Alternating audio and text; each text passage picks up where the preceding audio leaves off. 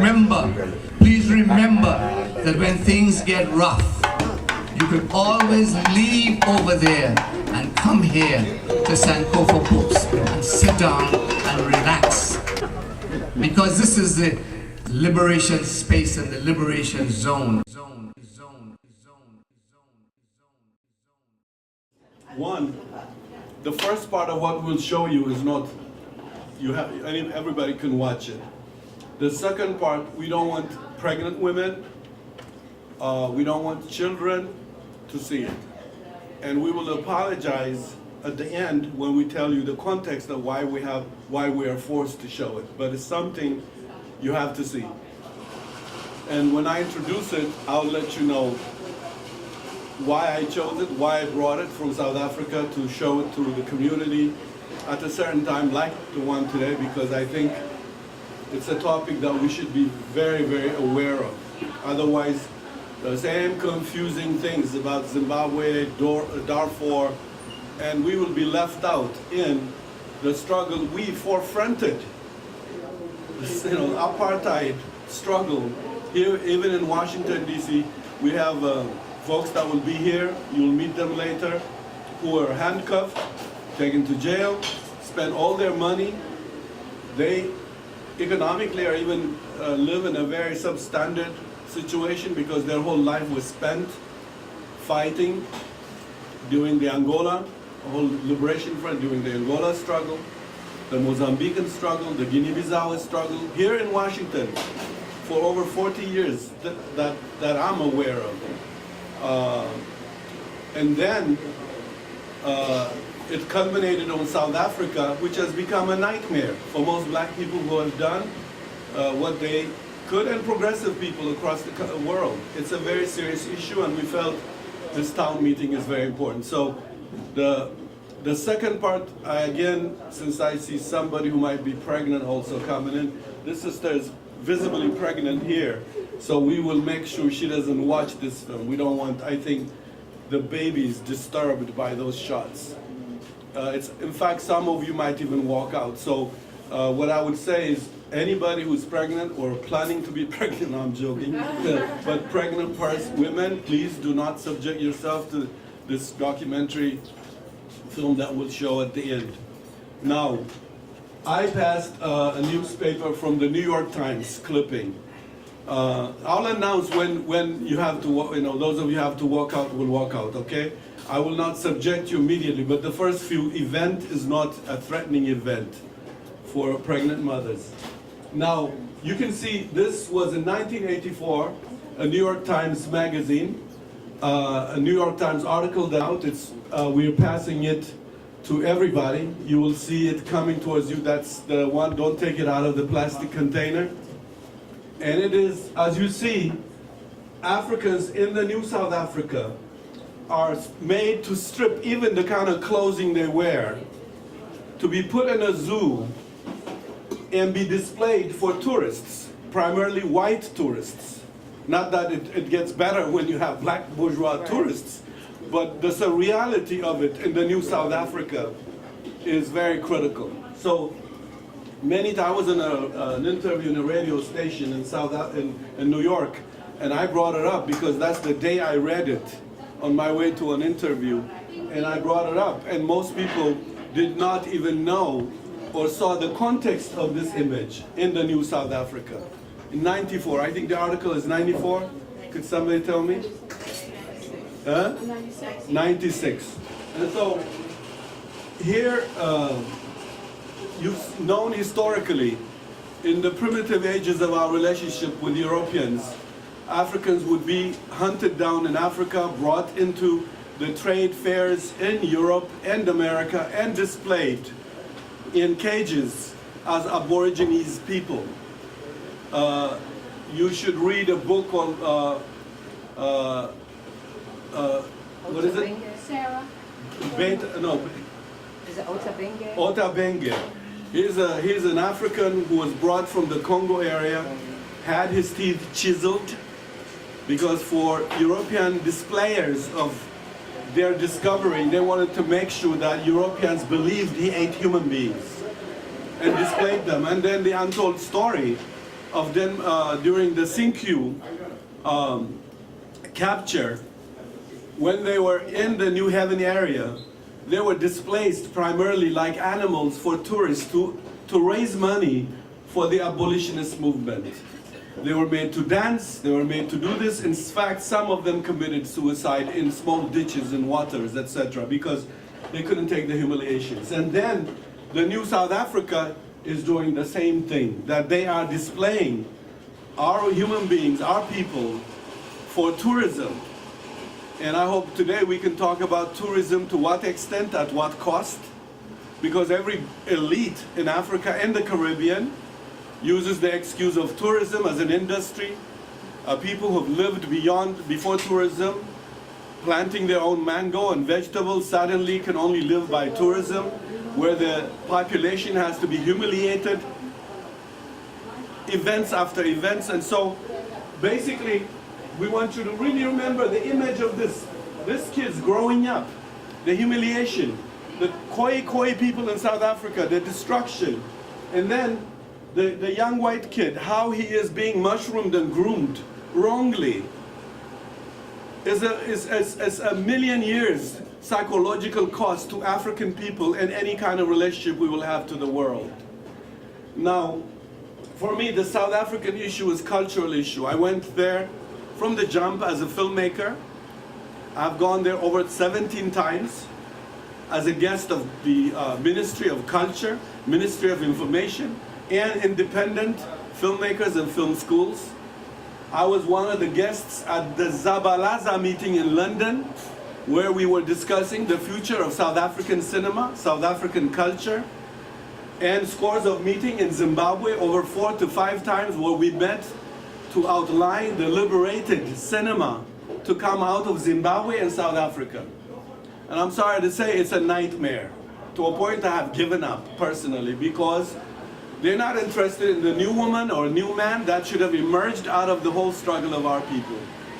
In fact, in the present day of South Africa, the ministers, in a book called Comrades in Business, that you should get hold of, 3 professors internationally got together, wrote a book about 4 or 5 years ago called Comrades in Business.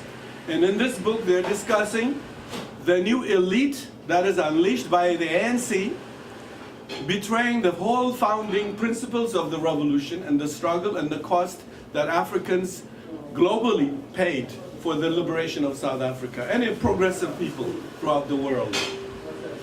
Now, in that book, a minister was asked about this whole new, what I call the looting arrangement of the elite.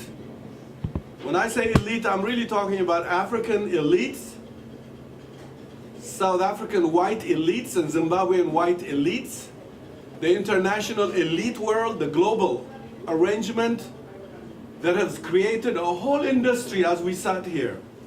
In Africa, war is an industry. In Africa, poverty is an industry. If you don't believe me, research how many people globally are paid to keep us poor, because it doesn't seem to change the status of poverty. But internationally, global human beings have created a market for themselves as a class. And this class are Latin Americans, Americans, Europeans, Russians, East Europeans, an international industry. All you have to do is have a degree in something, especially in economics, international legal system, etc., you have a job. So economics itself, poverty itself is an industry. AIDS in South Africa now, and in Ethiopia and Uganda, AIDS itself is an industry. Because I call it industry because it has nothing to do with the people dying of AIDS. It's growing by leaps and bounds. But the job fair for this international elite to still keep us dying in AIDS is mind-boggling and obscene. And so at a time like this, a minister of South Africa was asked, what is this, you guys? We thought you guys were alternative to what was going on. And one of the ministers says, you know what? We are going to be obscenely, I'm quoting him, rich. What you going to do about it? And now I myself, and a lot of folks who will be here, We have elders who will come here, will tell you, we've been there, we've researched, will tell you that there is something inhuman and something wrong, and if it is let uncriticized, untackled, unstruggled, let to continue to fester, Africans are going to pay more than the years they've waited to see the last bastion of racism be freed, South Africa. And so at a time like this, where immigrants, okay, immigrants, exclusively African immigrants, are called in South Africa kwari kwari. And what I heard, what it means is, whose language you don't know who the hell it is about, you know, just this bird people talking bird language. These are South Africans calling Africans from Somalia, Ethiopia, Uganda, Kenya, Nigeria, Congo, and now Zimbabwe. They hunt these people down and kill them. Now, I asked when I was in South Africa, what about a white immigrant from Poland who's very extensive? They said, nobody touches white people. This whole arrangement is strictly set aside to kill Africans. That makes it, not that any killing is right, but that makes it for all of us to say, what the hell is going on in South Africa under Mandela and then now in Mbeki? We have to outgrow our mythological fantasy about the leaders of South Africa. We have to demystify, using that the whole African continent and including Brazil and here, the African elites are betraying the historical tradition of the elites of the African people. The Garvey, the Du Bois, the Nkrumah, the Lumumba, the betrayal. And I'll tell you, Nkrumah wouldn't have been overthrown had he not proposed an international Pan-African army to tackle South Africa. In fact, at the time they were recruiting in Ghana, Accra, soldiers, international soldiers that consisted African Americans, African Caribbeans, Africans from all over Africa, Europe, who got together in the time of the recruiting. A week or 2 weeks later, he was overthrown. Now, you know the march. I'm not going to tell you. African Americans have been in the forefront of everybody's struggle. That's what I know. Ethiopia, invaded by the Italians. Harlem, in Philadelphia, they burned Italian stores. In Harlem, they recruited to go to Africa. They came to America. The first pilots of the Emperor Haile Selassie are African Americans. So I know the tradition of this community. Now, this thing here, I have to see this every month, once a time, near my computer. Because it shows me what I think is gone. Like, for example, slavery for many black people is gone. In a very modern context that we will, not even like we'll have fighters against it, we'll have people rationalizing based on material possession, food and shelter, that we can become slaves. And much more to understand the Maroons who fought slavery, we're going to submit to a very global, sophisticated, modern system of slavery. And this is a good example. Now, when this article came out, you know, I took it again to South Africa and I was saying, how can you display our people? You know? And then the black bourgeoisie is saying to me, and the students, young people in South Africa are different. I'm not speaking about them. They don't belong to the elite, they don't belong to nobody. They are the betrayed population. And they, every year I went, they overcame. First time I went there, you couldn't criticize Mandela. The second time, you couldn't even criticize him. The third, the fourth time, they have began to say, who is this guy who came out of the jail after 27 years? Who is he? The third, fourth time, they were protesting. You can't even say his name. Now, I'm not representing those South Africans who are young, who are betrayed. I'm not also speaking about, we can do it another time, the fighters, former combatants, okay? Like the Zimbabwean combatants are beggars in the streets of Harare. Their chopped legs, their hands, for the world they fought. A whole new elite came to power, and they were discarded like some rags that have no origin. Psychologically damaged, forget. The psychological treatment war veterans get in the United States, something else, but go to Africa, there is nobody speaking on their behalf. And it's beginning in South Africa. Combatants, psychologically scarred combatants, are now becoming very violent. Very violent. And some are suicidal. Films have been made by young filmmakers, and we will show you that. Now, the first film I'm going to show you is really a film about come to South Africa. Okay? I don't know how to sing, but I think we need somebody who can sing it good, like the Jamaican sister who says to you, come, we will babysit for you, please come. You know, we'll do anything for you. We can't live without you. Looking towards the sky, turn the whole population starers of the sky for white people from Canada and America to land with dollars into there. And it's just unacceptable in my view. Now, the tourism film is going to be followed by a dog film. I call it a dog film. Maybe some of you have seen it, but you have to see it in its full context. And when we get there, I'll introduce it. Although even the pregnant women, I would like you to know is that this film was filmed by the guards, white South African guards, who were completely mad and angry at any black-looking person. They didn't go to a debriefing camp. They didn't go to a psychological therapy. They didn't change even the uniform. They're still wearing the same uniform, but mentally deranged inside that uniform are the armies of South Africa. This is the new South Africa, the result of this whole reconciliation without justice. South Africans who killed and burned and decapitated human beings live in mansions and swimming pools, and the mother still lives in a shack in townships. That is the fact of South Africa. That is the fact that anybody could see that the elite is trying to cover up.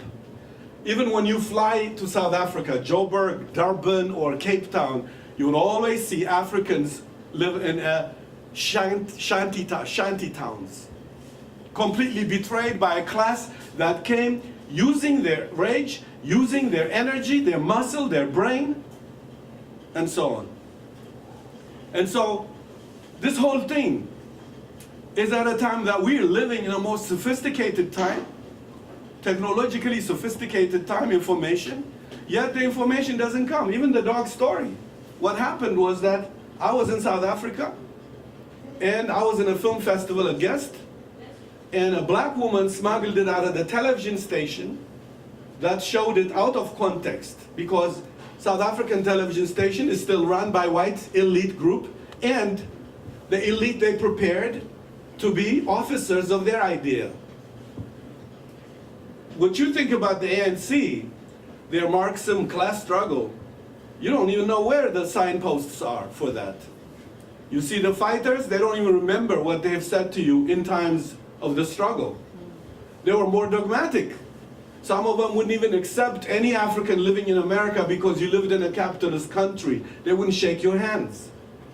They sit across from you with buttoned up suit and tell you that they are now the new elite that's going to take the people into this thing called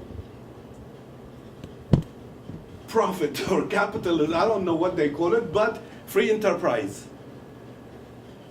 And I call it looting time. Elite, African elite, European elite, together, joined up, looting time.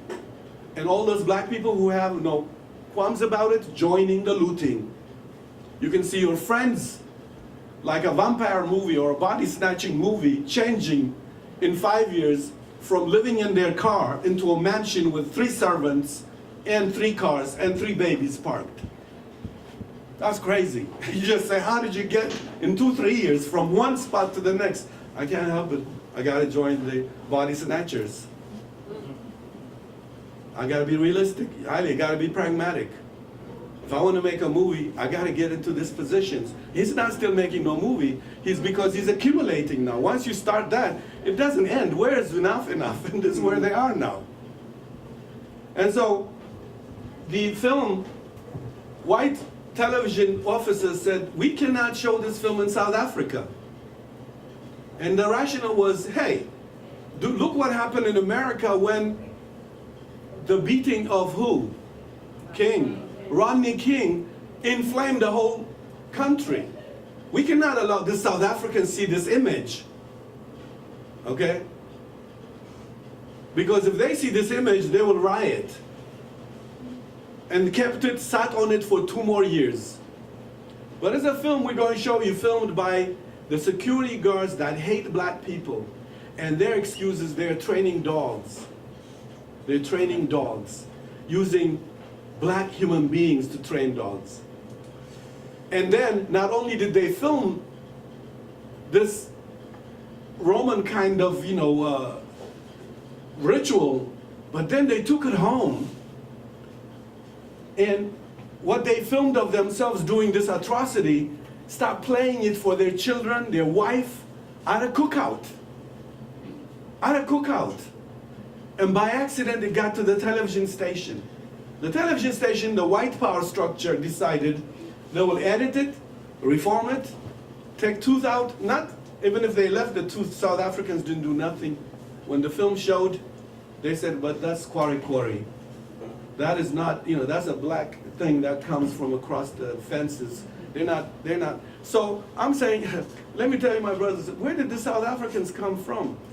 Because I myself, and I know many people who have fought for your freedom. I'm not going to say I fought more than you over you, but I'm telling you something. You guys are grotesque results of what everybody's dream is about with the new South Africa. And so basically, like everybody, an elite class, basically, that is castrated of any moral virtue, the explanation is just as surreal as sometimes very Kafkaesque. You don't know where they came from. You knew them in London, you knew them in Europe, in Canada, you knew them in America. They sounded, and you give them, every time they go, they surround you. I ask you for an idea. I told them what to do in cinema. My suggestion was that South Africans should create a new cinema that transforms the consciousness of South Africans. And instead, Hollywood film is what prevails. And as I predicted in London, they became the most dangerous agents of imperialist culture to Africans all the way to Gambia. My little nieces and cousins in Ethiopia watch South African television because that's the most technologically positioned, powerfully positioned media system. Europeans and Americans have a launching system. They have the launching pad in South Africa to shoot it in satellite to the rest of Africa. It used to take us about 30 years to see a new movie from America. Now we see it overnight. A Gambian little girl and a boy from Uganda and the Ethiopian little girl, especially middle class, elite black kids, are in front of the television, glued watching South African entertainment. Not something of the invention of South Africa's intellectual power or mind, but transmitting or translating or transaccessing Hollywood's grip on our global planet.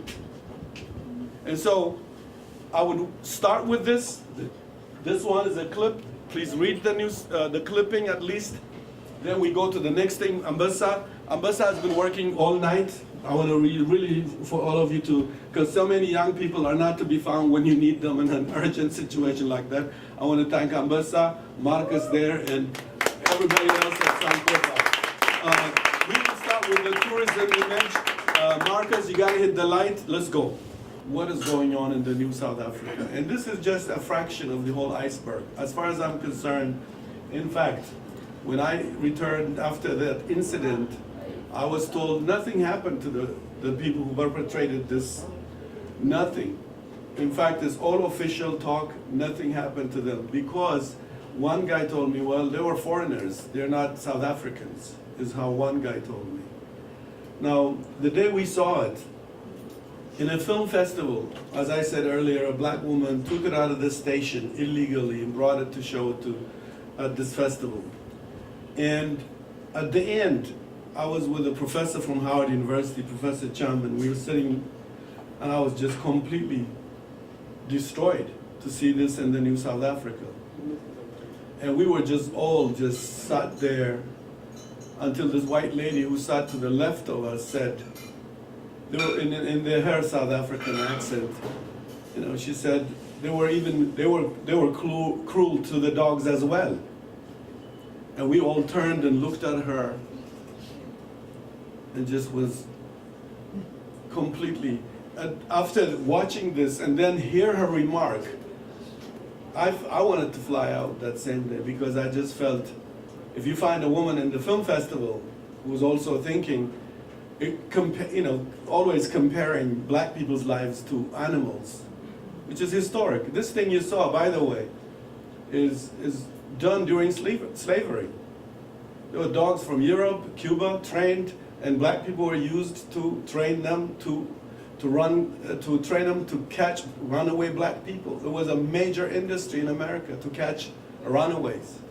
And so the historical memory of this image, you know, and I think that's why it was never aired in America, except maybe few segments of it was. And so as I left the second time, I think a specialist from Finland, if I didn't confuse, from an European country, but I think it's Finland, they were on the radio, on television, talking about not the racism of this event, but dog training, appropriate dog training.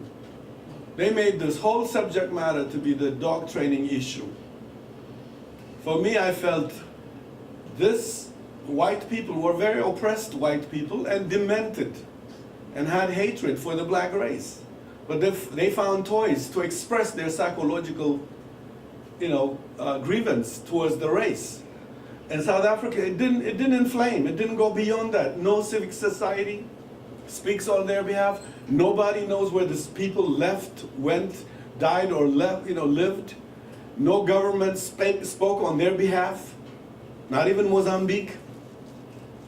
It's an amazing thing where we are totally stateless as a race when it comes to representing our interests. Now, you remember during the LA riot, the South Korean government sent it to the United States government as to the property and the damage Koreans suffered in California.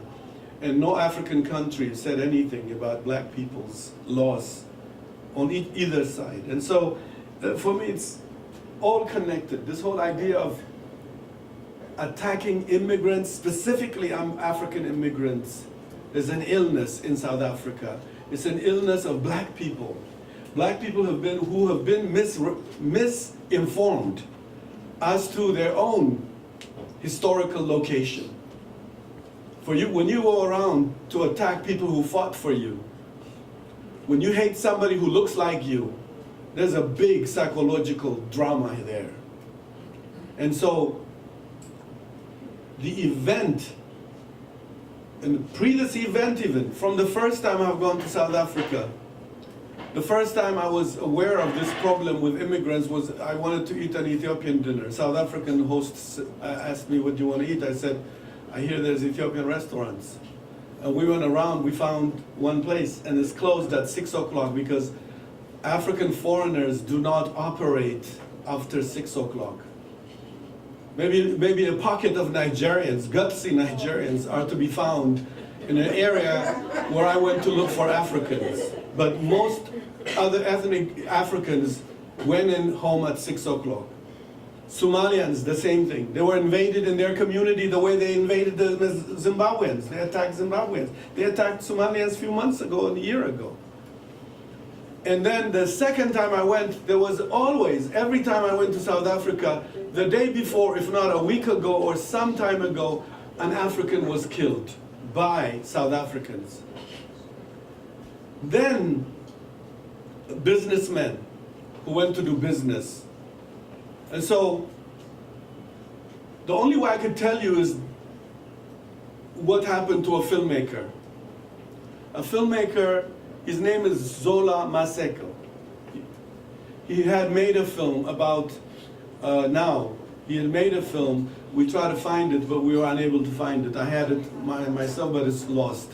But This is a filmmaker who was a combatant in this South African struggle. He turned a filmmaker, he was into the artistic world. And one day, in South Africa, and this I didn't know, he's very dark skinned. His skin is dark, but he's South African. So as he drove into this place where he lives, and just few numbers, about 3 people or something, the number, don't quote me, one pointed a gun blank to his Volkswagen, and he's sitting, driving up the driveway. They went and fired, but the gun jammed. So when it jammed, this guy was in a war. He was in Tanzania, he fought in the combatant, he was one of the combatants. He dived out of his car, over a fence and several fences, until he got to a friend's home. Left his car, everything, cell phone, wallet.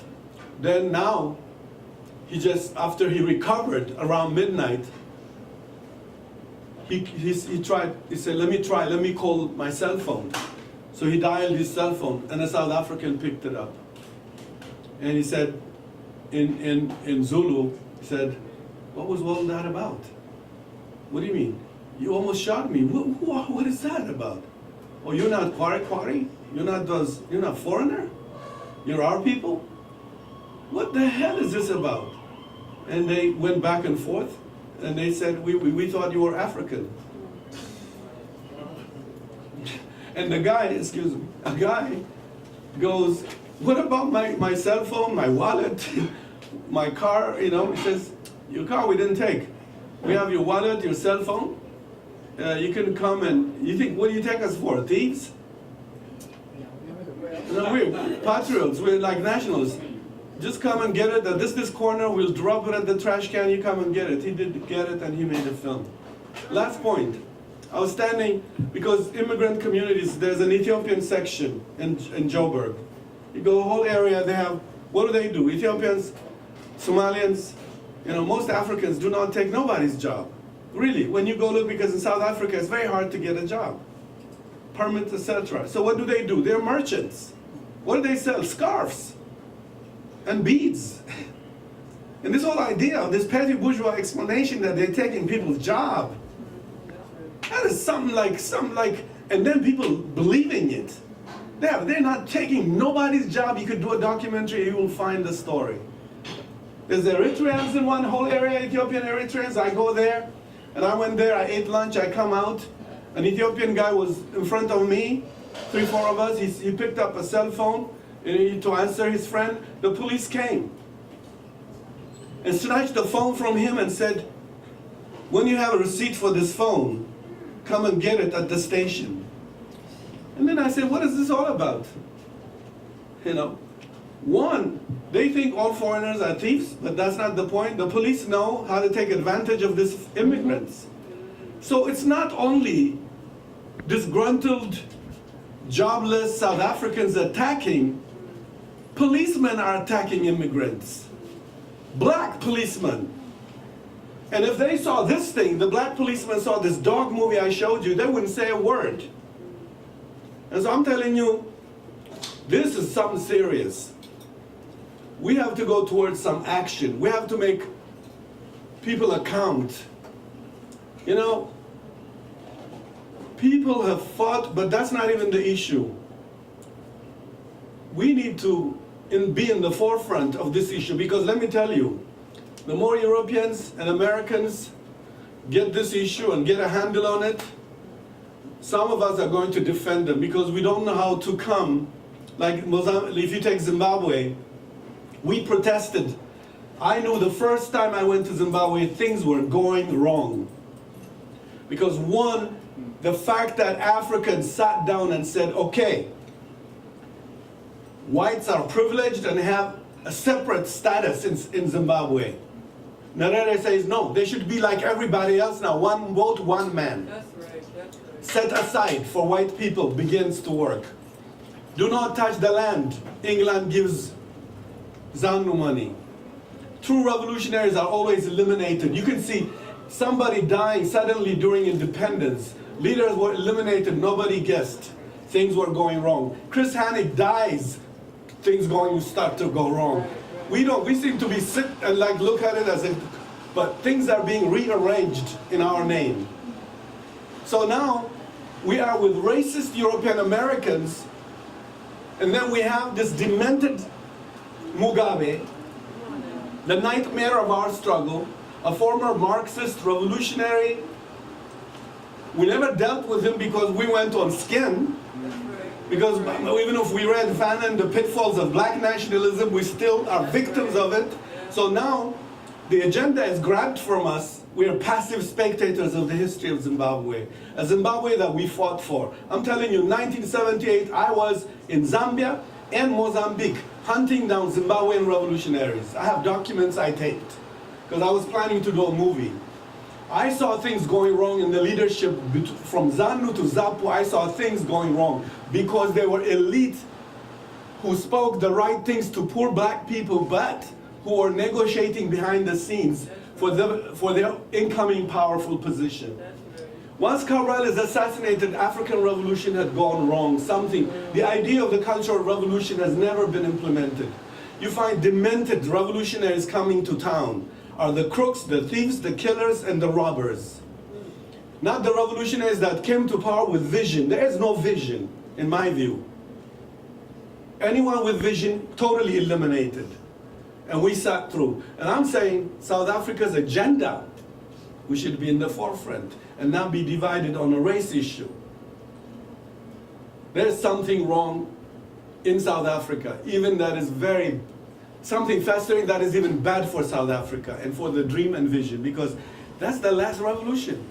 Everything from like War of Independence to Guinea-Bissau, Mozambique, Angola, tararara, we were waiting all for South Africa.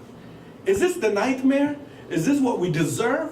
Should we not be intellectuals with some integrity and begin to be in the forefront of the struggle? Now, I want to bring elders. Ackland Lynch, Sister Lucy, did she finally disappear? She got tired, can you come front?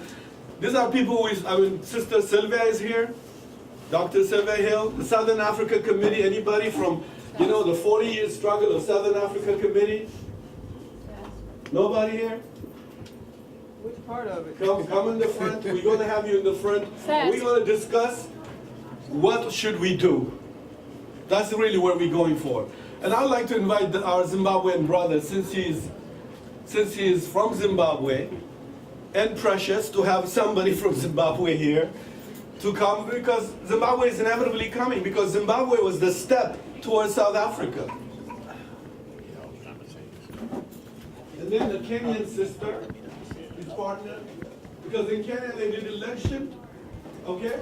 And we were what? Divided between two groups. But in my view, both what? Elites manufactured by this Eurocentric paradigm. Both leaders are going to be nightmare. Like in South Africa, in Zimbabwe. In Zimbabwe now we have option. According to NPR, the guy who's going to jail all the time is an option. I think he's another nightmare of our situation. They're not alternative visionaries in Africa. The two guys fighting were the two problems of demented elites that are coming to power in Africa to exploit us to the bone. They're not visionaries. They're being elected for us because they've finished using them. And so it's very important. Come on, sister, Kenya sister. They're not elders, but we, Gloria, where is she? Oh, Gloria Minot, our activist, our PFW power.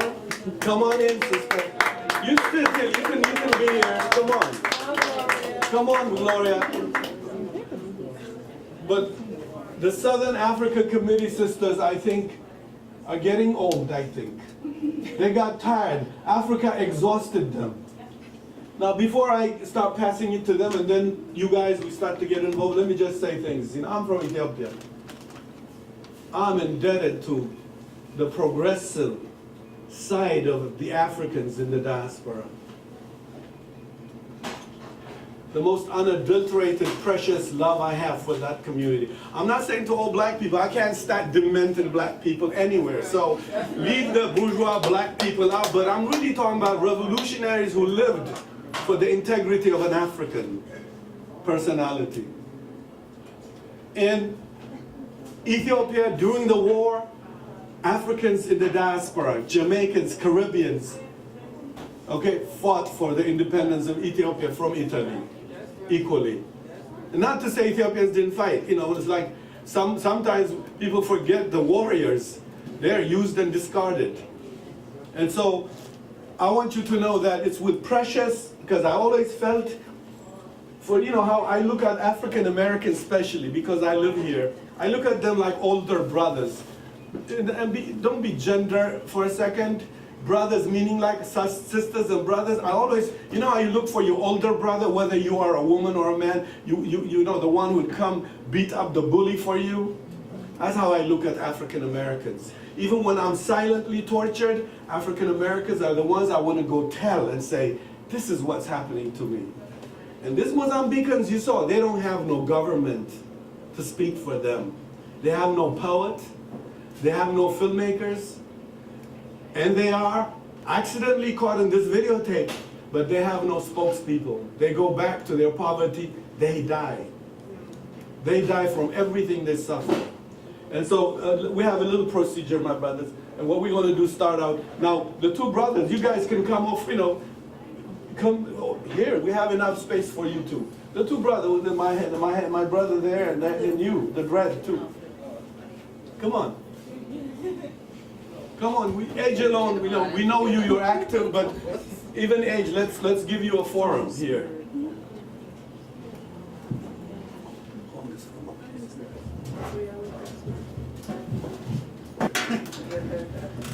Not, some of them are not really young, but we call it, because there's some of them cross-dressing as young people there.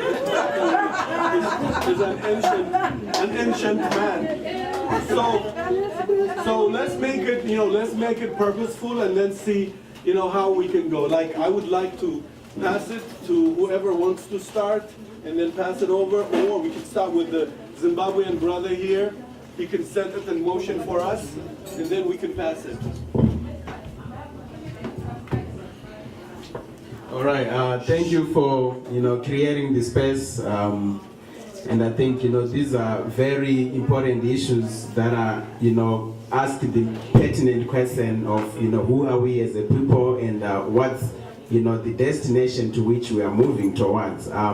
Do we still have, you know, that sense of purpose and that drive that at one point was able to bring, you know, people from all corners onto a common platform and advance, you know, a specific agenda. A few days ago, I was watching a film, I think it's called We Heard from Johannesburg, and I was seeing, you know, thousands of people protesting at the then apartheid South Africa embassy for the freedom of South Africa.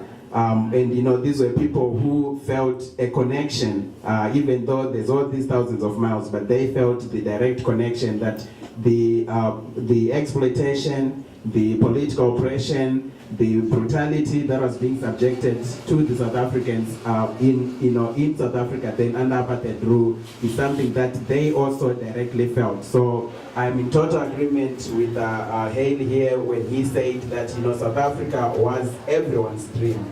You know, that's the dream, the struggle that, you know, people invested so much in, and we, you know, it's completely disappointing, I think, to start to see what we saw or witnessed in South Africa, you know, a few weeks ago with all those immigrants from Zimbabwe, my own country, from Mozambique, from Zambia, you know, a lot of them who contributed immensely to the freedom of South Africa. They housed South African immigrants during the, you know, apartheid struggle. They completely integrated them into their own societies there and took them in as brothers and sisters. And then, you know, one of the most painful images that I saw was a guy who had been drenched in gas-soaked blankets, and he was on fire, you know, and he had completely given up even the struggle. He was still just, you know, I think you saw the images on BBC and everywhere, and there was a mob, you know, still looking over that and, you know, like basically wishing that, you know, the last breath of life just goes out of, you know, him like that. So I think there are a lot of questions that come to the fore. I lived in South Africa throughout 2006, and when I was in South Africa then, 29 Somalis were killed in Cape Town. This is 2006. So what we saw last week is not the beginning of the xenophobic, and I think sometimes when we say xenophobic, that's such a compounded, huge term that end up even, obliterating the clarity that we seek, and the understanding that we seek, like what really drives, what are the pressures, what pushes someone to the point of, not just wishing you were dead, but actually becoming an active instrument in ensuring that, you are dead, and this is a person whom, is dead crocodiles to cross from Zimbabwe into South Africa. You've left, your young family, you've left kids, and then you meet with this fate, So this is something that is, extremely, extremely painful. And to me, I think what we are seeing in South Africa then is a very ruthless, brutal, sad struggle for a place on the rough edge of South African society by the most marginalized people, not just in South Africa, but from particularly the Southern Africa region, but also maybe with the presence of people from all the way from Nigeria and all, so it's a contest for a small spot on the very rough edge of South Africa. This is what we are seeing. People trying to edge, because these are actually people who are in that land where we might call it the forgotten land, where basically you do not exist. So even the people who are perpetrating some of these abuses they are victims themselves, because these are the people that South Africa does not know they exist. These are people who have not seen any change since 1994. Right. In terms of their socio-economic conditions, they expected that 14 years down the line they would have housing, they would have transport, their kids will be able to access education, so, and they find themselves that not only did they not get all of this that they dreamt about, they actually went even further back, and today it's now even more obscene, because when you walk on the streets of South Africa today, the filthy, black, newly emergent middle class, that is filthy, filthy rich is very evident. The latest BMWs, the latest Hammers and all of that, you see it on, and these people, because the thing with the middle class, black middle class in South Africa is that it's middle class in terms of its economic position, but its culture is still,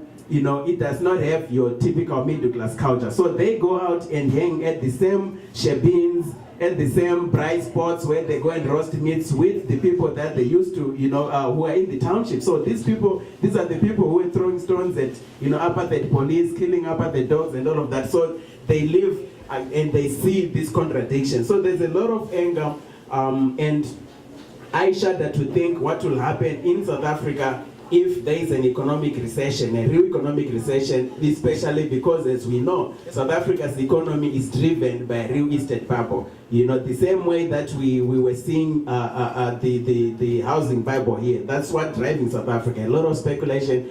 And again, if that is going to explode, the foreigners become the first victims, again. So just to, quickly connect to Zimbabwe, I think the biggest problem that, we face is that our liberation struggles never reached their historical mission. You see, Zimbabwe is a typical case of a truncated struggle where in 1980, as Haley was saying, instead of even attaining the one man, one woman, one vote, that had driven the liberation struggle, and that had sort of been defined as, the qualification for democracy, you actually had 20% of parliament reserved to 3% of the white community, that was in Zimbabwe. It was just reserved, it was theirs. 80% of national income was in the hands of 3% of the population again. So and we simply woke up, all that change was that flag You have a new administration, black faces that have worked themselves into power. So I think the key question that I think we need to revisit is how do we pursue this lost agenda of attaining real liberation, not just on the continent, but how also do we make these same old solidarity connections that, inspired people here in the diaspora to support the struggle in South Africa, support the struggle in Zimbabwe. So how do we reignite again that same sense of solidarity? Because when we saw what happened in South Africa this time, I don't think even a lot of us got angered. I appreciate very much that we have this conversation here. But I think back in the day when we were all still fired up, when some of the people that Hale is trying to locate were still on the front lines, people would have gone out, marched and protested at the South African embassy or something like that. And I think we still, even South Africa is now a black administration, but I think they still have to be challenged in the same firm terms that the apartheid regime was challenged. So they have to be called to account for all of this. And finally, what I just want to say is that I think this solution is to build an economic structure that is inclusive of people. I think this is the key to resolving what we are finding in South Africa right now. Okay, maybe it's not the only one, but I think it's one of the most important elements. Build an economic structure that includes all these marginalized people so that they do not run around seeking false lines of hatred. So ensure that social service, delivery is functioning. People have water, people have housing, people have roads, and the wealth to do that is there. And also, I think the second thing is to contest, because there's one thing with especially the media, because I lived in South Africa for a whole year, and the right-wing press in South Africa fans the misperception of what foreigners or immigrants do to the South African economy. They blame crime on immigrants, but when you look at the statistics, more than 95% of people who are in jail having been convicted of crimes or on remand awaiting crimes are all South Africans, more than 95% of them. So to then say foreigners are responsible for crime in South Africa is just not true. And when they also write about, they tell you more of what the South African government spends on repatriating immigrants, sending immigrants back to their countries and things like that. It's put on front pages as how the taxpayers' money is being wasted in this way, but we are not told the contribution that these immigrants are bringing to South Africa's economy. In terms of the purchases that they made, over $50 million in just groceries every year from people who come to shop to South Africa. And we are not even talking about the professionals, qualified skills, engineers, teachers, who are the backbone of South Africa's economy today, who are all immigrants. So the right-wing press in South Africa fans a lot of what we start to see happening here because of, and to them the solution right now is, let's erect the same fences that America is putting up, between Mexico and the US. That's what, if it's the Democratic Alliance, that's their solution, that we have two loose borders. It's not about how do we, ensure that our economies are serving people, but also I think it goes beyond just South Africa. It also goes to the level of how do we ensure that we have regional economic systems as well that are accommodating its people. In Zimbabwe, we need to be accommodated. In Mozambique, they need the same thing. Zambia, in Ethiopia, in Nigeria, everywhere. You see, so that we do not have these pressures of people wanting to leave their countries. And I think it goes beyond just the economics. It also goes to the democratic level. You need to know that there is the democratic space that allows you to contest and to advance your agendas within your countries. You see, so if people are frustrated where you know that you actually do not have space to democratically challenge what is happening and call for a whole new order, the next thing you do is, get that plane ticket and leave for where you think it's greener pastures, but as we see, it turns out to be, plastic green. So I think it's important to address. It's a multifaceted issue that I think needs to be addressed on all of those issues. So there's race, there's class, there's all these dimensions that are, coming in. But I think at the end of the day, what's important is us revisiting the question of how do we pursue the lost agenda of attaining the total liberation of our people, not just on the continent, but also on the in the diaspora. And how do we make this a struggle for universal human dignity? Thank you.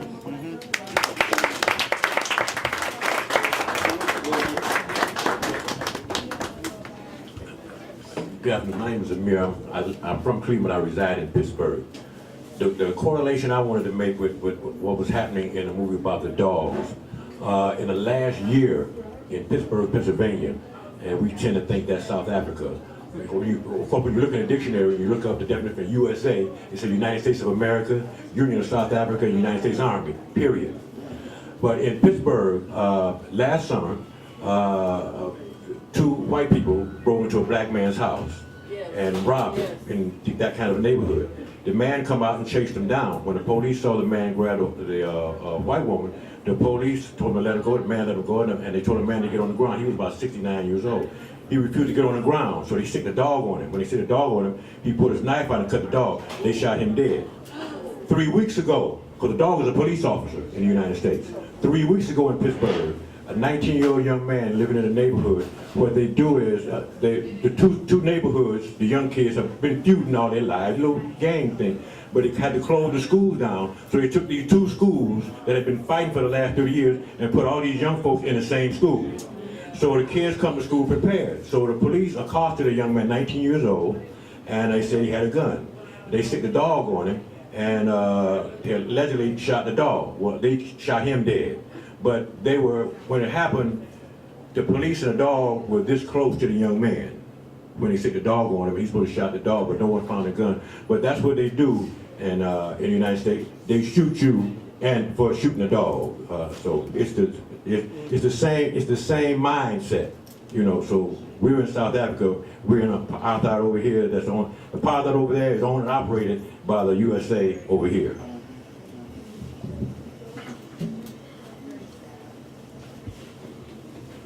Everybody knows her voice is going to come to you. Hi, I didn't really have a lot to say. I would have liked to have stayed in the audience and listened to everybody else speak.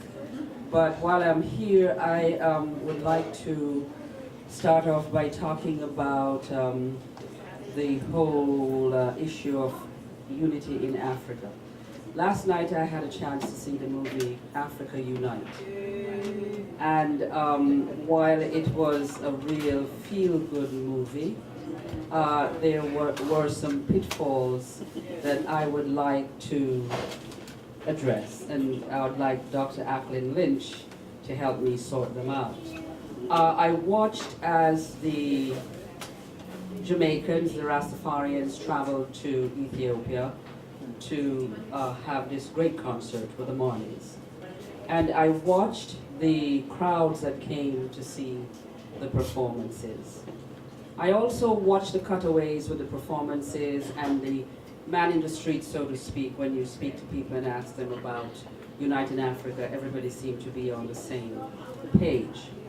However, I was really taken aback and chagrined when I looked at where the Jamaican Rastafarians lived. They were isolated. Seemingly there were no relationships between them and the Ethiopians. And what I know about Rastafarianism in Jamaica is that Rastas live for Ethiopia and Emperor Haile Selassie. So I want someone to tell me, how is it that these people have left Jamaica, gone to reside in Sheshamani, and seem to be so outside and isolated in a society that they have always wanted to be part of? And when you're looking about what is this what we fought for, when you look at the reality that is in some of African countries, I just think about the reality of what's happening in Kenya. This is a country we got our independence in 1963, which is over 40 years ago. And we came from a history of a liberation struggle as well, you know, with the Mau Mau, which was actually a grassroots movement. But then it was hijacked and the real leaders were assassinated. And then the people who took over, especially the first president, hijacked the philosophy but did not really live by it. You know, it was totally capitalist. And we've had a very, very, very corrupt system, you know, since independence. And if you remember, the country erupted in December with people saying, you know, we're not going to allow any more stolen elections. We want the leaders that we chose. But then the opposition, once they decided to have a unity government, forgot the people. I mean, completely forgot the people. And now we have a unity government where people have just decided it's time for us to steal. You know, it's our time. Let's have a massive government. We have 40 ministries. That's like 40 departments in the government in a small country. And each minister gets $16,000 a month in their salary, tax-free. And every member of parliament gets $9,000 a month, tax-free. And they have completely forgotten, first of all, the people who got displaced during the struggle, the people who died. And now it's all about, let's cut, they can't afford free education anymore, cutting healthcare, because we need to have our salaries. Talk about the helicopter. Oh, the helicopter, yes. Nairobi has a very, very big problem of traffic. And because all of our roads were built during the colonial era, and they have not been expanded because money gets stolen when you have road projects. And now we have a ministry for Nairobi. The Ministry of Nairobi Development was a new ministry that was created in January. And the minister came out with a statement last week and said that, you know, we need to deal with this problem of traffic. You know, because, you know, to go for a distance that will take you 20 minutes, it takes like 3 hours because cars don't move. So he said that from now on, every building that's built in Nairobi has to have a helicopter landing to ease the travel of VIPs who need to travel through Nairobi and they cannot deal with this traffic. That says it all. That says it all. And these are the people who are leading us. And these are the people who people died for in January, you know? I mean, what was it all for? You know, and where are we going with these kind of people?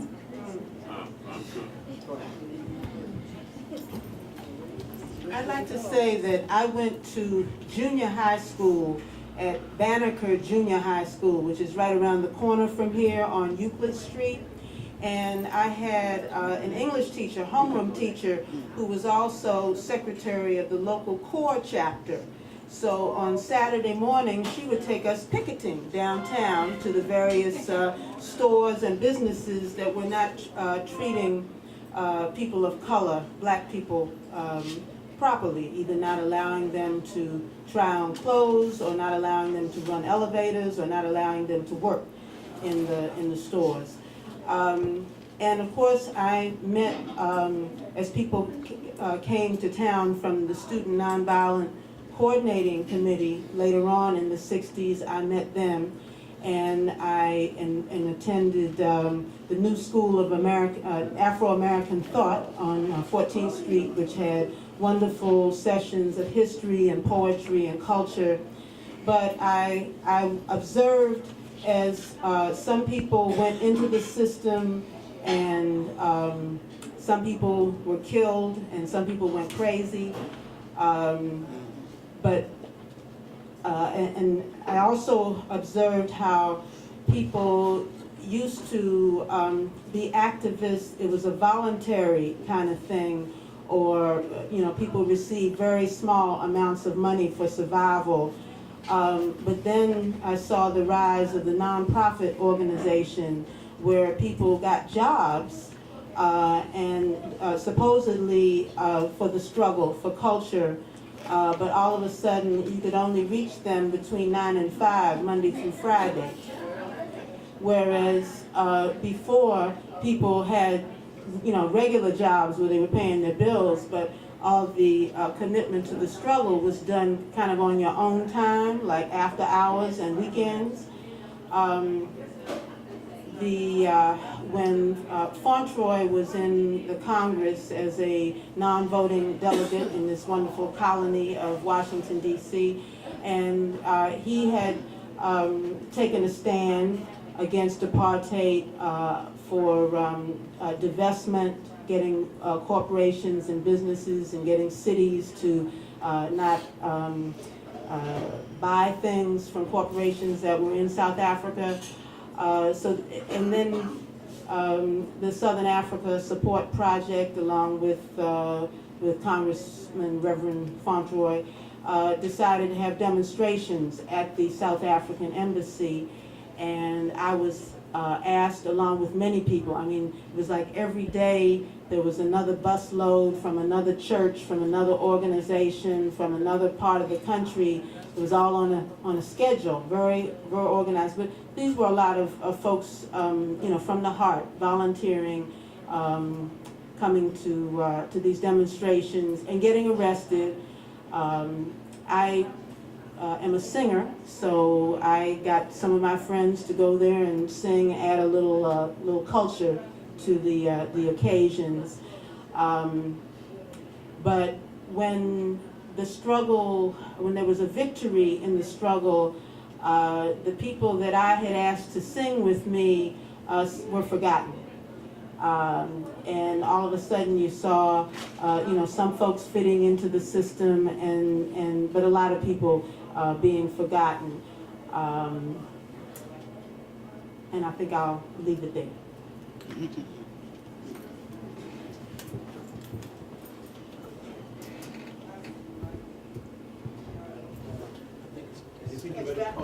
leave it.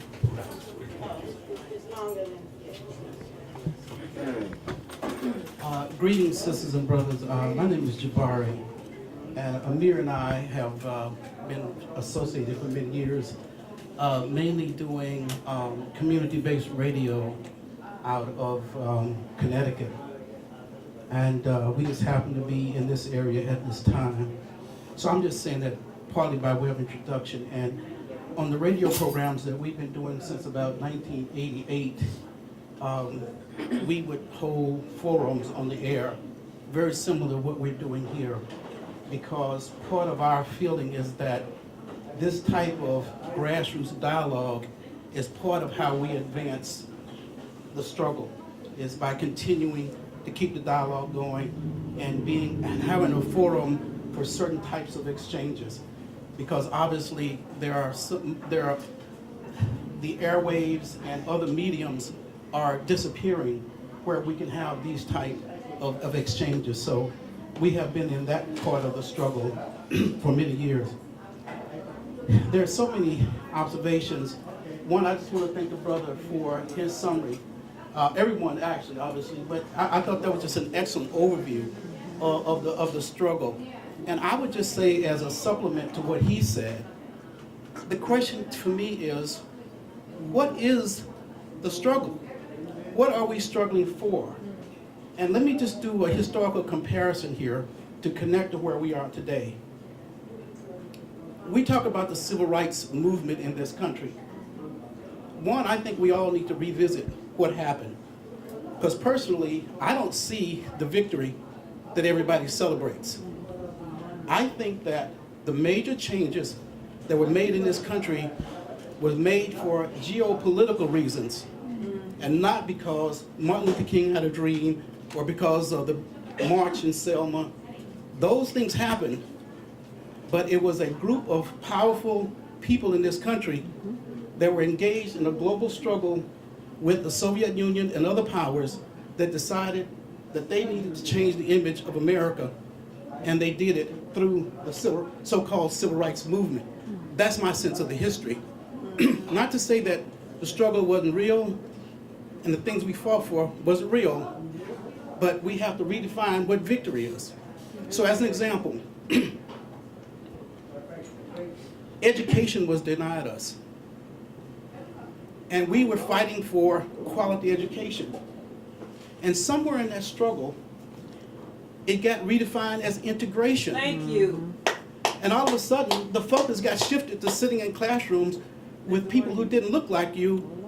And now, in many places in the world, we were doing that, but we still don't have quality education. That's right. So we allowed our focus to get shifted as to what we were fighting for.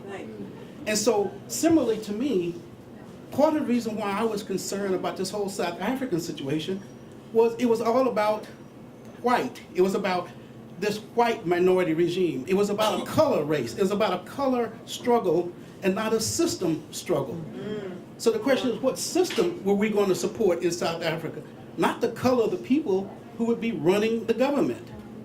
And I remember doing an interview with a brother from South Africa, and his name was Wamba. And this was right at the time when Nelson Mandela was coming out of prison. And he said, he was a professor at the University of Minnesota at that time, from South Africa. And he says, I'm not going back. And I'm not going back until the real struggle takes place in South Africa. Right now, it's not happening. The ANC compromised the charter to make this agreement to keep the power and the resources in the hands of the Europeans.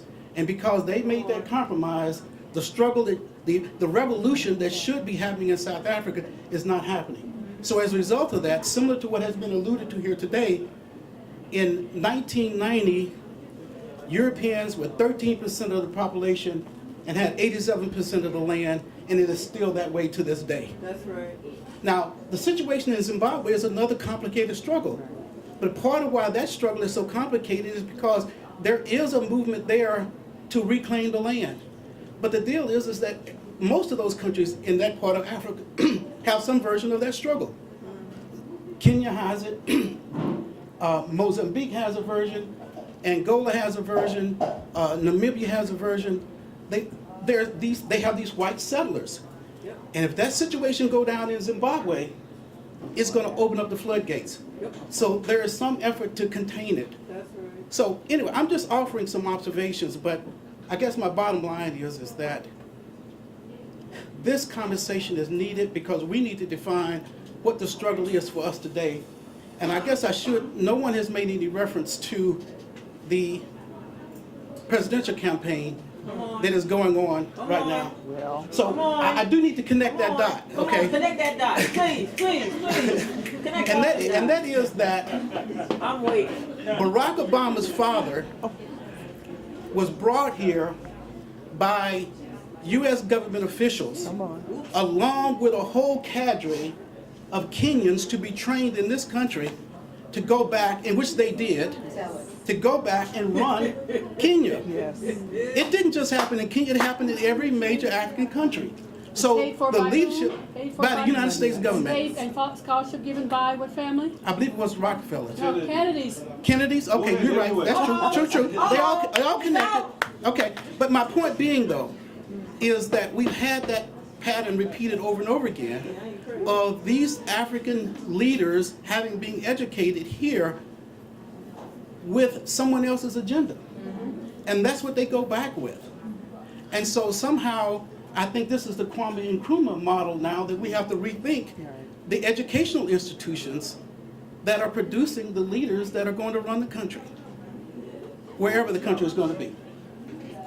Some thoughts. Let me just say something. Kathy Florland, please come forward. I know you're elder, sitting back. I think you just walked late, maybe. Can you come here, please? Is Sister Hill here? Sister Kathy. Dr. Hill? Our special guest.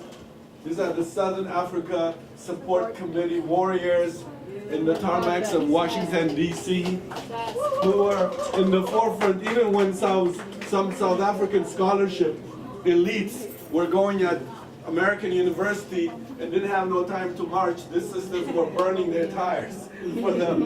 So we're very happy you're here. But let me just say a few things. One, I hope we don't go to Obama. Seriously, please. Why not? Yeah, let me tell you why. Because it closes, in America now, it's closing the hearing drum of many African descendants. Let's wait a little bit until the wax melts.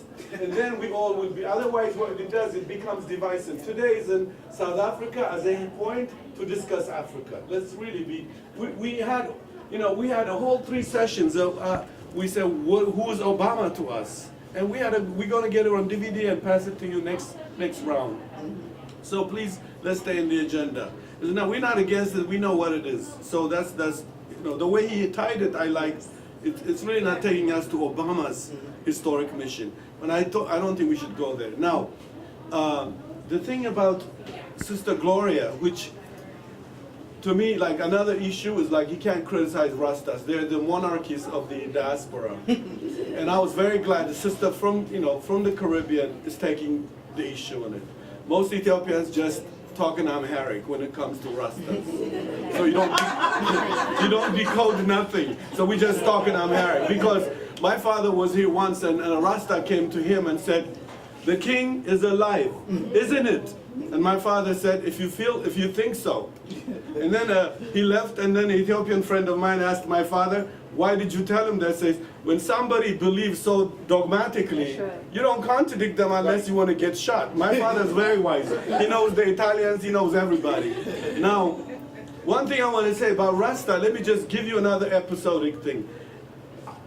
To me, even in Jamaica, the Rasta movement is not scrutinized.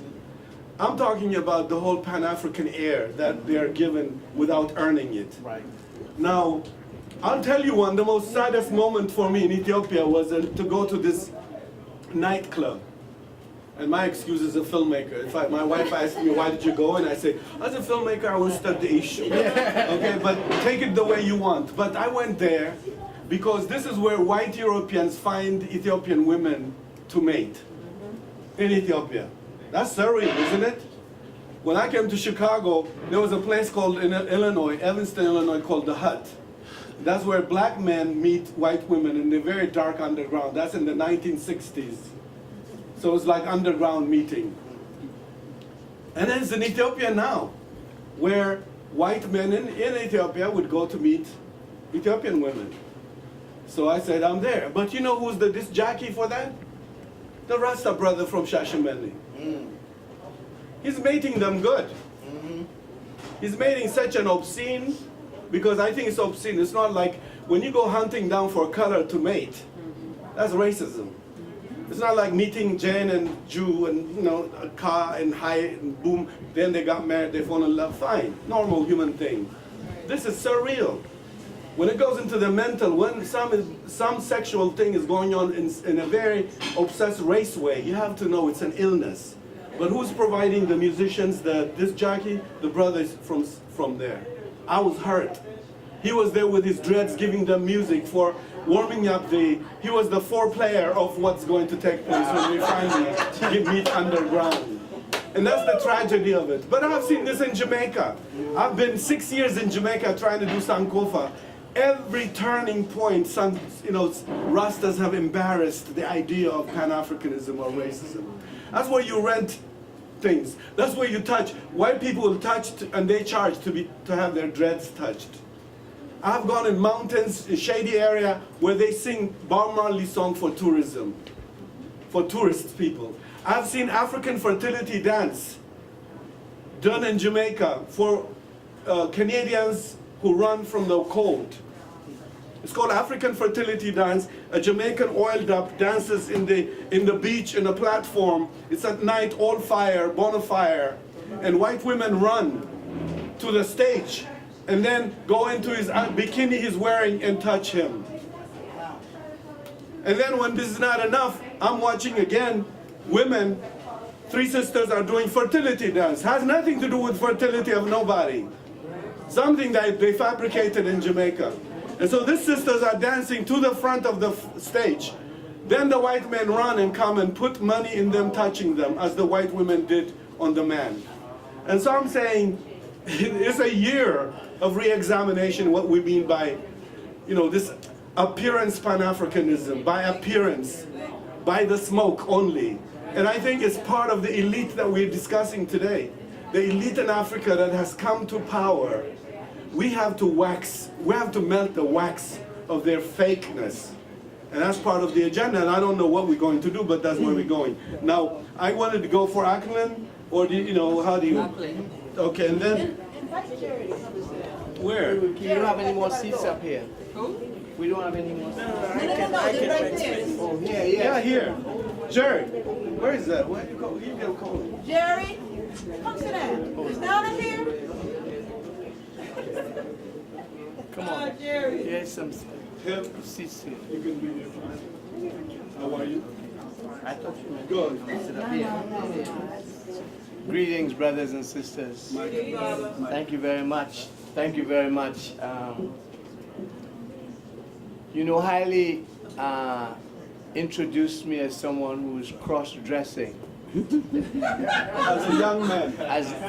And it struck a note because one time I was invited by a Pan-African group in Trinidad, a very important group,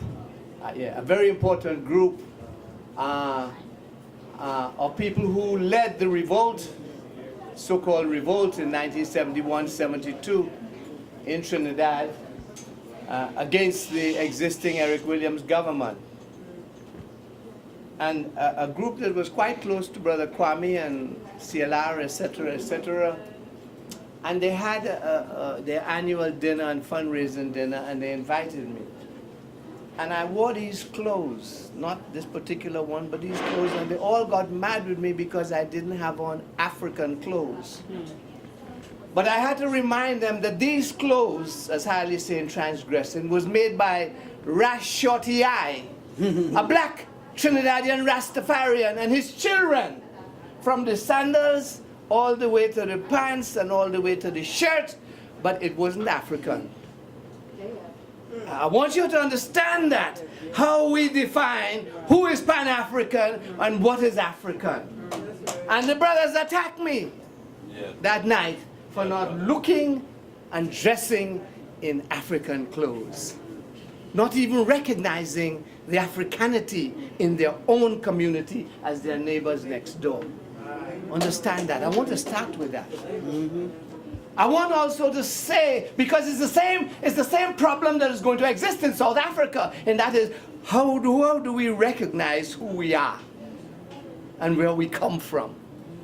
In the same way, I think my brother Hailey really did not answer Gloria's question, but danced around it. As much as I love him, and I know he's brilliant, and he helps me to understand a lot of questions, but he danced around the question that she asked about the relationship between Ethiopians and the people at Sheshame and the Rastafarian people, and how it was portrayed in the movie, and the distancing between people who would shake hands and say, yes, brother, but you over there and I here. And not really a brotherhood that we could understand deeply and profoundly as we see in other parts of the world. I want us to come to grips with that, because you see, we have two brothers who come in here who are strangers. They come from Connecticut, and they come from Pittsburgh, Pennsylvania, or wherever it is, but I want to welcome them here as brothers in our midst. And I'm glad they were able to come and join us, because that is their work. I know Hailey going to have a rebuttal, but let's wait for that. Yes. Now, the reason for that is that in his earlier statement, which he was faithful to, he talked about how South Africans looked at the people that came from Ethiopia, Somalia, Nigeria, etc. In 1989 and 1992, when I was in South Africa, I raised this question in Joburg and in Cape Town because I saw it clearly. I saw it then, and I talked to a bunch of artists and people and criticized. I said, look what you are doing. There is a resentment here against African people. Now, I say that out of the experience in Trinidad, where I grew up, who had a resentment against Grenadians, calling them small island people, who were poor people migrating from Grenada and St. Vincent and Barbados to Trinidad, my place, saying that these were small island people who brought crime and poverty and all these kinds of things to our country. I'm trying to walk through African people wherever they are. And today in Trinidad, the Guyanese are the pariah people of the island, wherever they go. As poor people trying to be merchants, selling, as these women trying to sell their clothes to buy a little house and to save and to live a little bit. But at the same time, while we do that, we are all prepared to come to the United States to live in suburban United States. The large majority of Caribbean people who live in this region don't live in Washington, D.C. As soon as they get a little bit of money and as soon as they get a little bit of education at Howard University or miseducation, they move to the suburbs and they have an antipathy to the Pan-African ideal. Understand that. We are not me and you, we live in here. Me and her living here. We living right here in Washington. We don't handle it here in Washington, but I'm telling you about my friends. I know, I'm saying, so I'm trying to find somewhere in the core of this African sensibility that we so praise and talk about in Pan-African culture. Where does this thing come from? This notion of the stranger. Who is the stranger in our lives? Who is the stranger in our lives that we have to protect our daughters from? Ethiopians know about that. Ethiopians know about that in terms of the protection of their daughters from other people, from other parts of Africa, as well as other parts of North America. It's very, very, very real for us, all right? The Somalians know about that.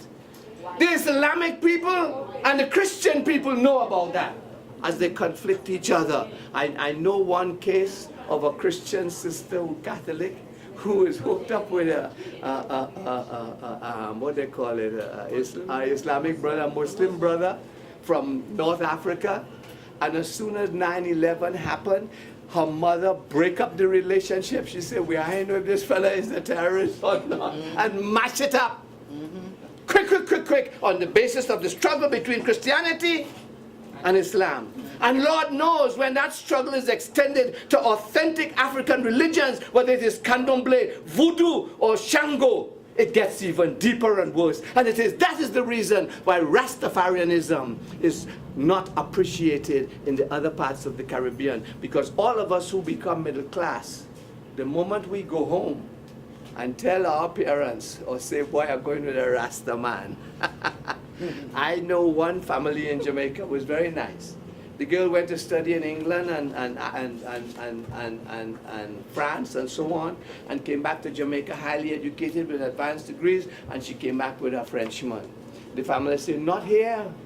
We are serious black people. We are not, no, this will never happen. We are Jamaican nationalists to the bone."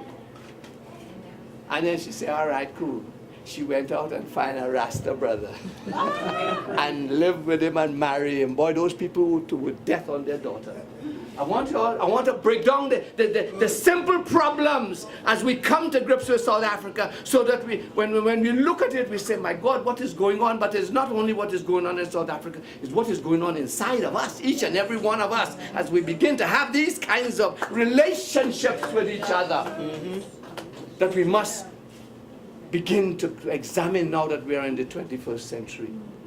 Well, I don't know wherever I go, whether it is in Africa, the Caribbean, wherever it is in Europe, boy, a Chinaman is a Chinaman is a Chinaman, like you don't change. I don't know why. But us, boy, we could change so fast and so good. And the depth of the change is the change not from who we are, but the change against the other that Frantz Fanon talks about. This relationship to the other is the most complex relationship for us, because we see the other as a dangerous person that we don't like, while at the same time operating in that complex schizophrenia about our love for white people. It's a strange phenomenon. It's where we operate out of both worlds, and all it could say to me is that colonial education and the imperial order, which we call white supremacy, is really very successful and is at work. Because we could make all kinds of accommodation for that kind of behavior. Now, I say that because when I went to South Africa, I had two students, two of the many, many African students that I've been able to teach, who studied with us in Amherst, Massachusetts. Eat in my house. We had cells that we had organized. I had an Ethiopian too that was also in those cells. We studied. We all were supposed to be serious, thinkers. We engaged in everything. And when I went to South Africa, that brother had made an about turn from being a Marxist to being one of the most brutal capitalists and greedy, corrupt capitalists that you could ever find, living in a huge mansion with an African-American wife, with 3 and 4 not only maids but also security people. And he hated these people, these so-called Africans that came from other places, and never felt responsible to the people of Cuba, who were very, very responsible for the defeat of the South African army in Angola, so that they could go forward, and who and was never responsible to us who marched. And I reminded him that my little 10 and 11-year-old daughter went to jail on the South African question right here in DC, and he was not responsible. This is a man that saw my daughter when she was a little girl, born in Amherst, and he says, no, we will have none of that. And Ackland, we will not allow you to come here and talk about this thing, or even let anybody know. And he was in charge. He was in charge of the Ministry of Information, Communication, and Film. That's the brother. And I'm not going to call his name because you could research it in 1992, 93, 94. That's what he was. He's indicted now, and Haile says that I hope he go to jail for a long, long, long time. He joined the wrong group, but by the other side who was also a crook. And I hope that the brothers in jail fix him up. No, he's equal to a promotion. Go ahead. But, you know, because they are more conscious. You see, George Jackson will know what to do with you when you come to jail. I hope in the tradition of George Jackson, I'm not talking about in the vulgar tradition, but in the tradition of George and George Jackson and others, that they have a place for him in terms of what they will do to him. Because I can tell you, you know, you teach for a long time and you have failures and successes, boy, but that one hurt a lot. And the brother from Ethiopia caused a whole lot of people to get killed when he became part of the government that overthrew Haile Selassie and all that. And he just massacred people. And when I heard that, and I went there and I looked at him and I said, my God, is this what teaching is all about? You know? But that's part of it, all right? Okay. Now, so we come now to the horrors of this movement. And if you notice when the Minister of Security and the Chief of Police and others sat around the table, and you watch at the body language on the table, and you watch at the Chief of Police, his thing was, well, you know, we're going to try to solve it by just locking up 1 or 2 of these people. But they were also saying that this is not reflective of South Africa. They were prepared to put the lie out front. Notice, and that is always the attitude of petty bourgeois, corrupted people. In other words, they are prepared to reverse the language for public consumption, that this is not what is going on all the time, and that it's just 1 or 2 people that is different. Aberration. You understand? This is an aberration when this is a regular everyday activity in our lives. Now, we must ask ourselves, do we join in that kind of conversation? Or are we prepared in our lives to begin to correct those things so that no longer will they remain dominant? Not in terms of our speaking out against other people alone and other governments and other kinds of problems. There are people where a boat of Haitians landed in Trinidad, and the people say no to that. Haitians. And when I reminded them that the mulatto immigrants of Haiti during the Civil War, during the War of Independence in Haiti, were the ones that came to Trinidad and made a whole lot of money and became very prestigious with names like Stallmeyer and all of that, they didn't want to deal with that. But these were black poor Haitians who landed there, and they put them on a boat and sent them back to Haiti. Trinidad, where I come from. So I don't want to talk about America alone or South Africa or whatever it is. I want to talk about our people wherever they are. And if we do that, I think we will begin to examine ourselves. So if we say never again, it means we pass that on to our children. How does a Trinidadian pass on to his children that you don't have small island people that you disrespect? or you don't have Rastas that you disrespect. How does an Ethiopian pass on in Washington, D.C. to their children that they don't have an antipathy, an animosity to African Americans here, whom they put in a certain category? And how do we stop inferiorizing ourselves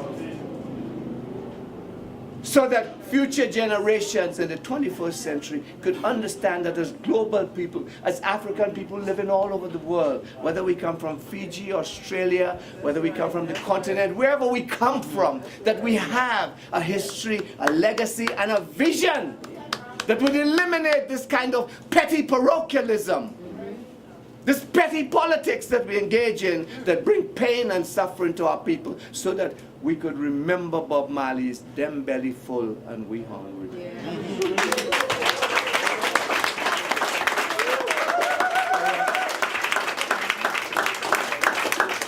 will subtitle the last Bob Marley quote. We'll subtitle it in a minute. Joke. Guys, come on. This is the, how many of you know Kathy Llewellyn? This is her sister. A warrior sister. I'm gonna sit. I worked all day. Oh. So I'm kind of tired. Okay, Sister Rosa. But I have, yeah, really. I have some thoughts. In 1995, I worked for the National Immigration Forum here in Washington, D.C. And I worked with the National Council of Negro Women. Went around the country talking about this question of immigration and African Americans' response to the immigration into this country of black people and other people of color. That's why it's so important what Akli is saying. What is it in us? And it's not, you can look at us anywhere we are in the globe where we don't have a love for us.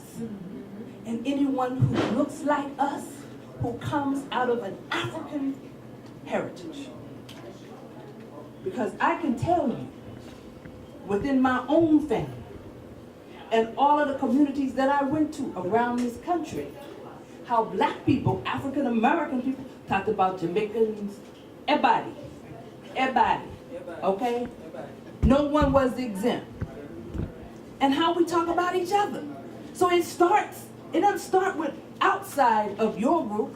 There's the internal in your own group, color, hair. We have buried the conversation to heal that deep psychological wounding of our oppression and our enslavement. We are not past it. We are still deep in it. We are deeper in it because now we're in a stage of denial. Collective denial about our illness. How else could our young people be killing each other the way they do? It is a deep psychological problem. We no longer study it.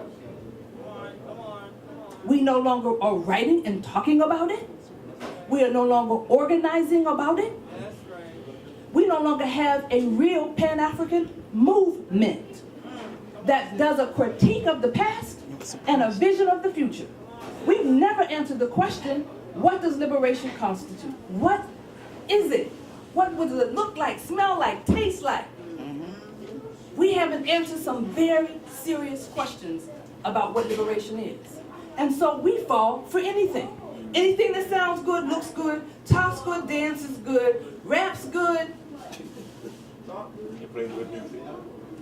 Plays good music. Because we don't have an agenda. So when I see what's happening in South Africa, we as a community did not, as a community, rise up when Rwanda and millions of African people. Congo. Where were we? Where were our voices? The far. Where are we? So we can pick out South Africa, but this is a serious problem in D.C. Between, I used to go to meetings and there was everybody in the room. Trinidadians, Grenadians. We have relationships across communities. We all that's broken down. People are I mean, I don't know what we're all doing, but we're all busy. And everything that has oppressed us then is still oppressing us now. And we're busy. Just look at DC. They have transformed this city in front of our eyes. Now, all of us conscious people, we don't have a pot to piss in. Come on, sis. So I don't have to go to South Africa and wonder what happened. Right? I can look at DC and figure that out. If I want to be honest about my own complicity and comfort, my own unwillingness to confront what it means in this historic moment. Because we have bought the story about, I got mine, you got yours to get. And let me just say, we have had movements that have been wonderful. I have certainly benefited from them and been a part of them. But when it comes down to, I mean, we can talk and joke about the psychological game that was played, and I can't remember the white man, the Willie Lynch syndrome. But I want to just say, every time we talk about and have attempted to really build a collective infrastructure to do something as African people, people of African descent, what has happened? We have fractured. We have arguments over political ideas and can't sit in the same room with people for 10, 15, 20 years. What's that about? You ain't the enemy. There is an enemy, but you're not it. But we get that strident about what we believe and can't cross any borders or any line. In our own political circles, we do that. We don't have a mechanism to bridge differences when they happen. So if you don't have it here, we can look there. But what we really need to do is begin to think about how do we rebuild the movement. Because without a movement, with a core of people at its center who are willing to do the hard work of thinking, education and learning and visioning and stay rooted in the community, we are not going to make it in this millennium. There is a plan. I mean, when I think back 30 years, I did a report when I was at Howard University Radio called Chocolate City Melting Fast. The Board of Trade in DC, metropolitan area, then had a plan for what is you're seeing today. It was to happen by 2000. Okay, it took them 8 years more. But what they said was they wanted to reduce the black population of DC to 12%, the national percentage. And the only way they could do it was the manipulation of the housing and real estate markets.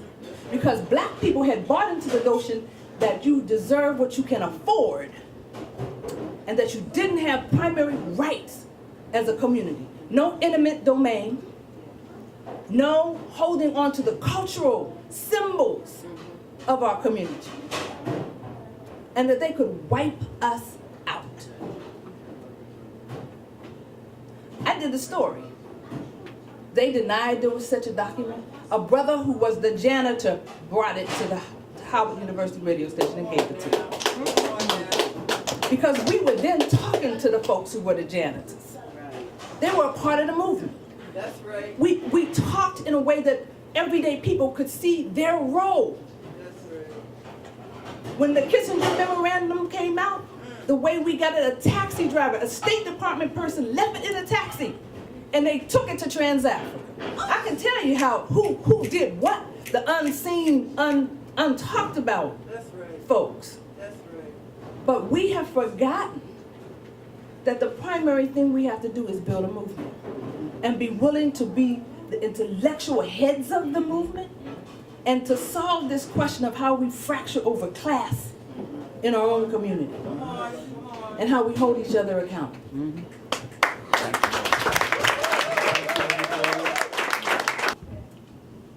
But I want to talk about something that I met when I was a young boy, running away from South Africa from the white police, maybe the grandfather of that boy. I was supposed to be one of the butchered young men of South Africa. But word came by, like the sister has so eminently pointed out, that we need to build organization. African organization.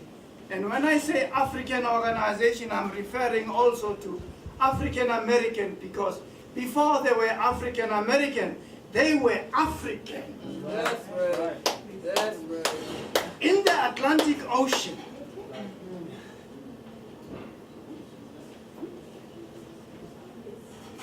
as a ship was coming over,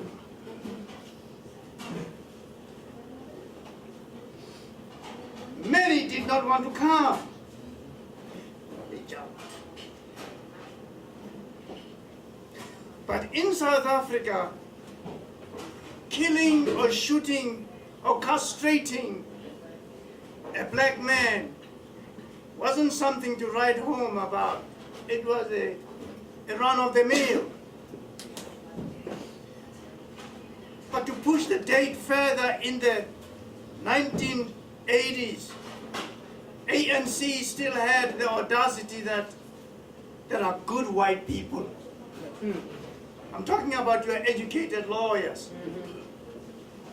And there's a man by the name of Mangaliso Sobukwe. Yes, yes, Ashe, Ashe. Not known,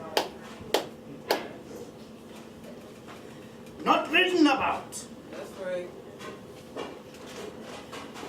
This is a man I wished you could search into his life.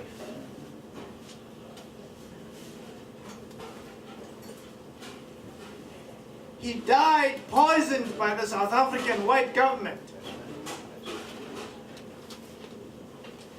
because he wanted Azania to be free, to be controlled by Africans, just like Mao Zedong said about China.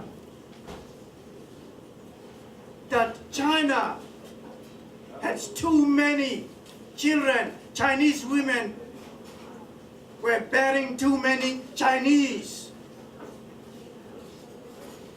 So he wanted China for the Chinese, because the British had said, we want to get rid of the yellow peril. Mao Zedong never forgot that mantra. He went to the Zhenpao Mountains with the 8th Army of the Chinese People's Republic of China. They decided on one thing. Is China a Chinaman's land or Europeans' land? That was a contest among the Chinese soldiers in the mountains, not in Sandhurst or somewhere in the military academy here. They came out of the mountains with one aim: China for the Chinese.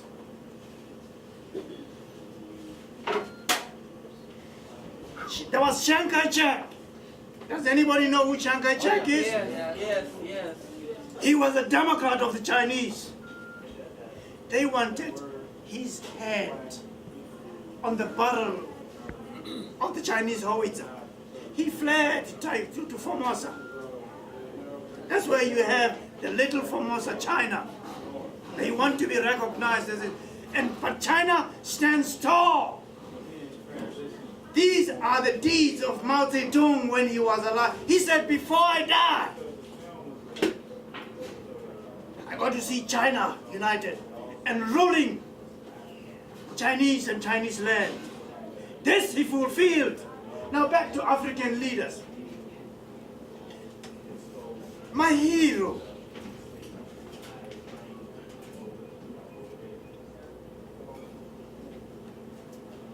the first president of Ghana, Julius Nyerere, Ahmed Ben Bella, the Arab who said during the Morocco-Algerian War that the dispute will be settled by the Organization of African Unity. He said, I'm an African first and an Arab second. That's right, that's right. The Arab in the Arab land said, Allahu Akbar. He has to go. The Minister of Defense worked against his presidency, made us to guard for them when they called him. I'm talking like this because it's about nationalism, the making of a people. Africans have gone through a lot of oppression. Ethiopia knows that from the Italians. South Africa is still going on. You have ANC having fun. Democracy is at work. Some of the students, this man taught. We had daily arguments about how ANC sold out from the nationalism that formed ANC. That's right, that's right. My mother died asking me, why did you leave the ANC?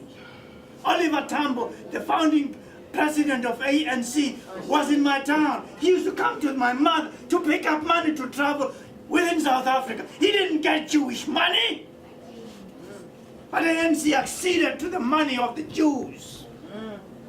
Like NAACP has been supported by the Jews. Is it any wonder that ANC is in good terms with white Jews? They've got the money. In South Africa, they've got the mines. Where the hell do they get them? I don't know. But here's the problem. The problem is, from me, African men, right here, we allowed people into our homes. When they ill-treat, kill us, rape our wives, who are we to blame? Us. If you allow a snake in the house, it will bite you. We have not learned about the lesson of life and about defending the motherland, Africa. I'll come to another point. Osajefo was talking about the uniting of Africans. And the leader who protected me when I was running from the whites,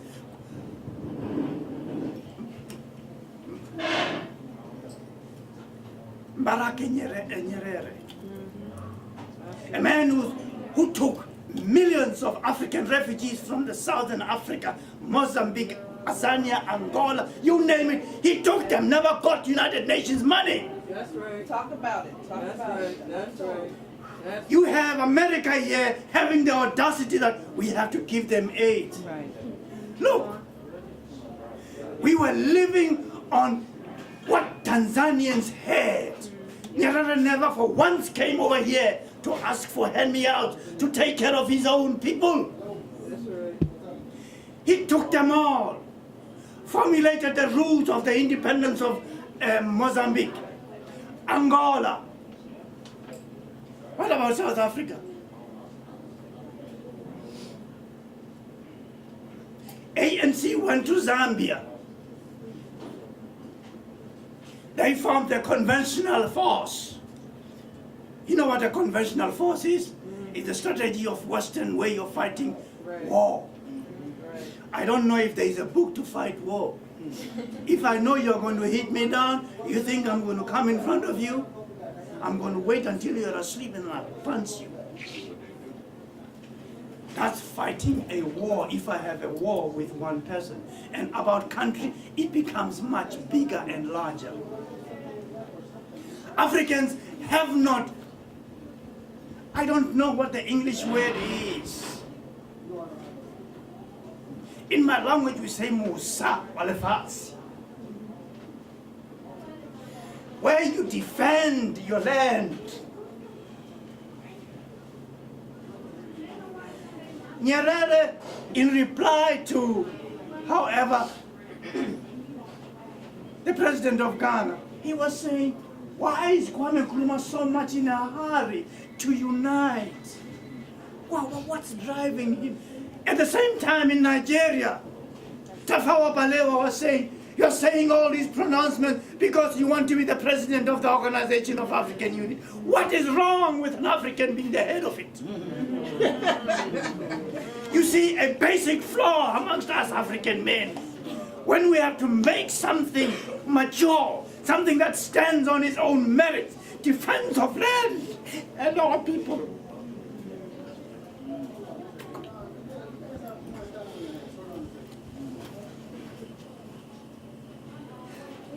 I'm talking like this because there are some PAs here as onions that can't get a job in South Africa. And you say this democracy? Why is it so? In Angola, ANC has been written out because they were criticizing Angola for dealing with somebody who was poisoning water wells of African children and women. They fought until they found the culprit and killed him. Angola is now free. You can call it what you like. They got their national flag, national symbol, and their people are deciding to build their own country. How they're building is their decision. If African unity can be based on the decision for national survival, that is something maybe that will constitute Africans, and especially African men. We love to be westernized. Oh, we love Oxford. We love Harvard. The African Harvard, this one here. Howard? Oh, Howard. PAC members couldn't get a damn scholarship even if they had half the money. Did you hear what I said? Yes, sir. I didn't believe it when I got here. I tried talking to some professors. They had so many good excuses. You see, it's not easy to get you in. We have to do some research. How do you research to accept a student into a university? I don't know the procedure. All I've been taught to know is you write an application and they say your English is bad or is good. And then you're accepted or denied on the basis of your application or lack of money. But all I'm saying is, to cut it short, we African men, sir, I include you in this. And I include you in this. The folly and mistakes of our founding members of the Organization of Africa was not pushed hard enough. They were just happy and prepared with little presidents over here and over there. The greater picture has never been in the African minds. We can't deal with mosquito today. We can't deal with HIV today, and yet there is a cure for HIV by an African man. You're waiting for retroviral medicines. You don't know who made them. They made the damn disease. You expect them to cure it? Are you surprised our people have been decimated so much? Let's go back to who we are. Find out who really cares for our community. Because amongst us, there are those who have solutions for us. And it is only like the Chinese who tapped the value of the zeal for freedom and unity among the Chinese that maybe Africans can dare to tap that need. And that need can be shown maybe by the, I don't know what, but so far we are thirsty for that need to be made real. These pictures here, these statements are real. The last book of Kwame Nkrumah is actually taking place right now, right there. I have a sister, this is a closing remark, a South African sister. If you didn't know the last name, you'd say, what does this white woman want in an African location? The white woman is a Sishibe, has my last name, my grandfather's name. The woman was raped. My sister was raped by a white policeman. The baby was allowed his full term. She's white, has curly hair but speaks Setokwa, one of the many African languages. We made sure she knows she was raised by an African woman but raped by a white man. These realities, ANC has not spent a night to think about them. They want to have money, big houses. At what expense? The Africans have been stopped from getting the diamonds from the diamond mountain mines in South Africa, where after Oppenheimer has taken the diamonds, the remains are still somewhere in the mounds. When they go there to get it, they realize Africans are getting some diamond. They say, oh no, now you're not allowed. And these are some of the terms that Mandela was not allowed to nationalize the African assets. That's right. Gold mines. That's right, that's right. My brothers and sisters, we need to do what Angola did to consolidate its independence. I don't know what ANC is thinking, but I'm addressing APLA. If you don't know APLA, I'll tell you what APLA is later. APLA has a division of African women who did not want to mine the fields of South Africa because they said we will maim our own children. And ANC and other progressive Soviet-inclined communists said, oh no, they don't have any army. I'm here to tell you that time will come. Don't be surprised when these acts I'm talking about begin to happen, because this cannot go on forever, because Nelson Mandela's time also will come. And when it comes, ANC, like other retrogrades of African need for independence, have to meet the yearning of a free will of African people. Thank you very much. Well, now we will open it to you guys and then back and forth maybe, etc. So we're dwindling towards the end. We need to cut it short. By the way, I just want to say something. Kathy, as you were talking immediately, I got this leaflet, Black Love, Where Has Our Love Gone? A nice coincidence, state of mind, that is by Umoja House. It's on Friday, June 20th, from 7 to 9:30. It was a nice coincidence to your question. I thought I forgot to mention it. Greetings. I first want to give an homage to our ancestors. I think we need to be about what it is that we're saying, that the change that we want to see, and remembering, the fighters that are here, but remembering those that aren't here, and calling on them, not just to call their name, but for survival, for the fight. There is a fight, and movement is still alive. I just want to touch on two things. One, that the militarization of what had happened in that film, right here in the United States, and then over there in Africa. One thing that's burning me right now is AFRICOM that's coming, and the military-industrial complex that's expanding. In Washington, D.C., we're about to see borders in our city where you can't even go visit people in other quadrants where it's outside of your neighborhood. We are living in these times. We're living in South Africa. We're living in Nigeria. We're living everywhere that it's bad. But I think the most effective way for me to communicate is in this poem that I have that keeps talking to me. I want to share with you. Just tell me, where are our new age leaders? Are we too far lost we can't hear this? Is this task far too demanding? Are we so scared there's no one left standing? How can we ask for change when we refuse to rearrange?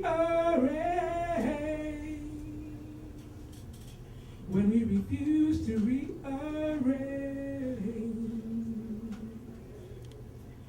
Don't get the system twisted. It was the man who fixed it, creating crazy logic and expecting us to kiss it and bless it. In our Christian bastardize have sermons, inventing mental devils and forgetting life as demons. They told us to forget it, even though it's they who wrecked it, breaking our minds, blessing our souls, and steady hating us.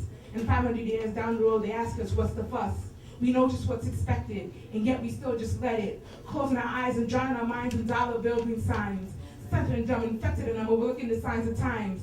We wait for the Messiah, who lives in places higher. Forgetting once the glory that has taught us we're all fighters, running away and acting as prey like roaches in the sink. We scramble cover, kicking our brothers without a thought to think.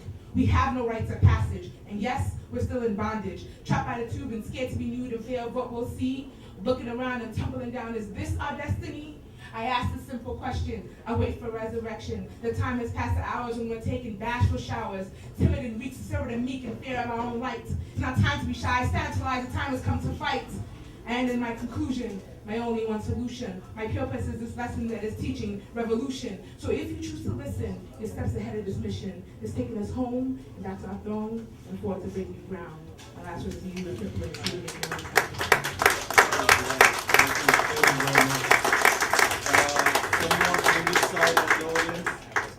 Part my manners, but we have to catch a bus. No problem. Yeah, all right. We understand. Thank you so much. Thank you for coming. Thank you for coming. And I'm happy you showed up. But I hope you bring next time your sisters and do a panel on this thing, because I felt, let me tell you something in terms of like on the serious side now. You know, in Mozambique, I mean, for me, I've gone since 1978.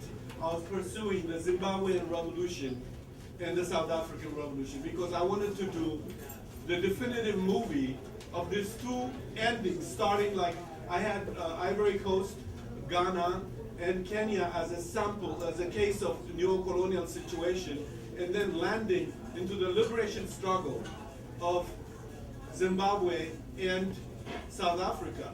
And in 1978, I was in the middle of it in Mozambique, when in fact in Mozambique, appearance and essence was being discussed. Some of the topics that are like, you know, being discussed by many of the people is that the fact that these people that we're talking about are not really like the leaders of the War of Independence, like Kenyatta.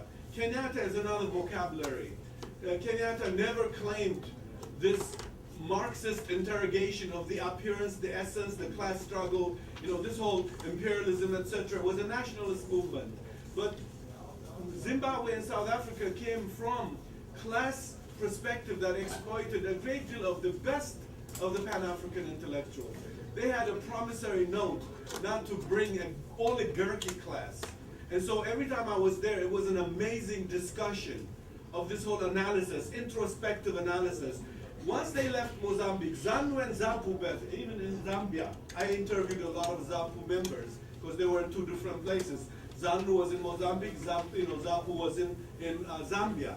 And in the end, when they came finally in Zimbabwe, this discussion, the same appearance and essence was being discussed. One white guy wearing dashiki and three Africans buttoned up to death sweating. And the debate was, how do we create an appearance of former fighters, pleasant appearance in the people, in the people's mind? And so they went for the cover, meaning the look, the outside look. And the white guy there with the dashiki was challenging these three Africans, and I don't know if you remember the program called The Road to Socialism in Zimbabwe. It starts out amazing, Road to Socialism, and then these three Africans buttoned up with British maid suit. And then the white guy said, this clothes you're wearing is not African by weather, by climate, by anything. You're sweating to death. You have a ventilating, air conditioning kind of structure in what I'm wearing. What is wrong with you people? And to me, that is like, it sounds superficial, but really, the idea of creating new relationship amongst classes, people, and gender, sexes, the new woman, the new man, this is a promissory class of black intellectuals. Now, the issue is, were they lying it when they were really like in Mbekis, when they were articulating this in the Du Bois Center in Ghana? When you hear them, you say, is this guy the same? Because when AU was declared in Durban, I was there. And he was asked, what happened to, why is it that there were no Pan-Africanists from the diaspora at this event, an event that is declaring Pan-African from the OAU going to AU?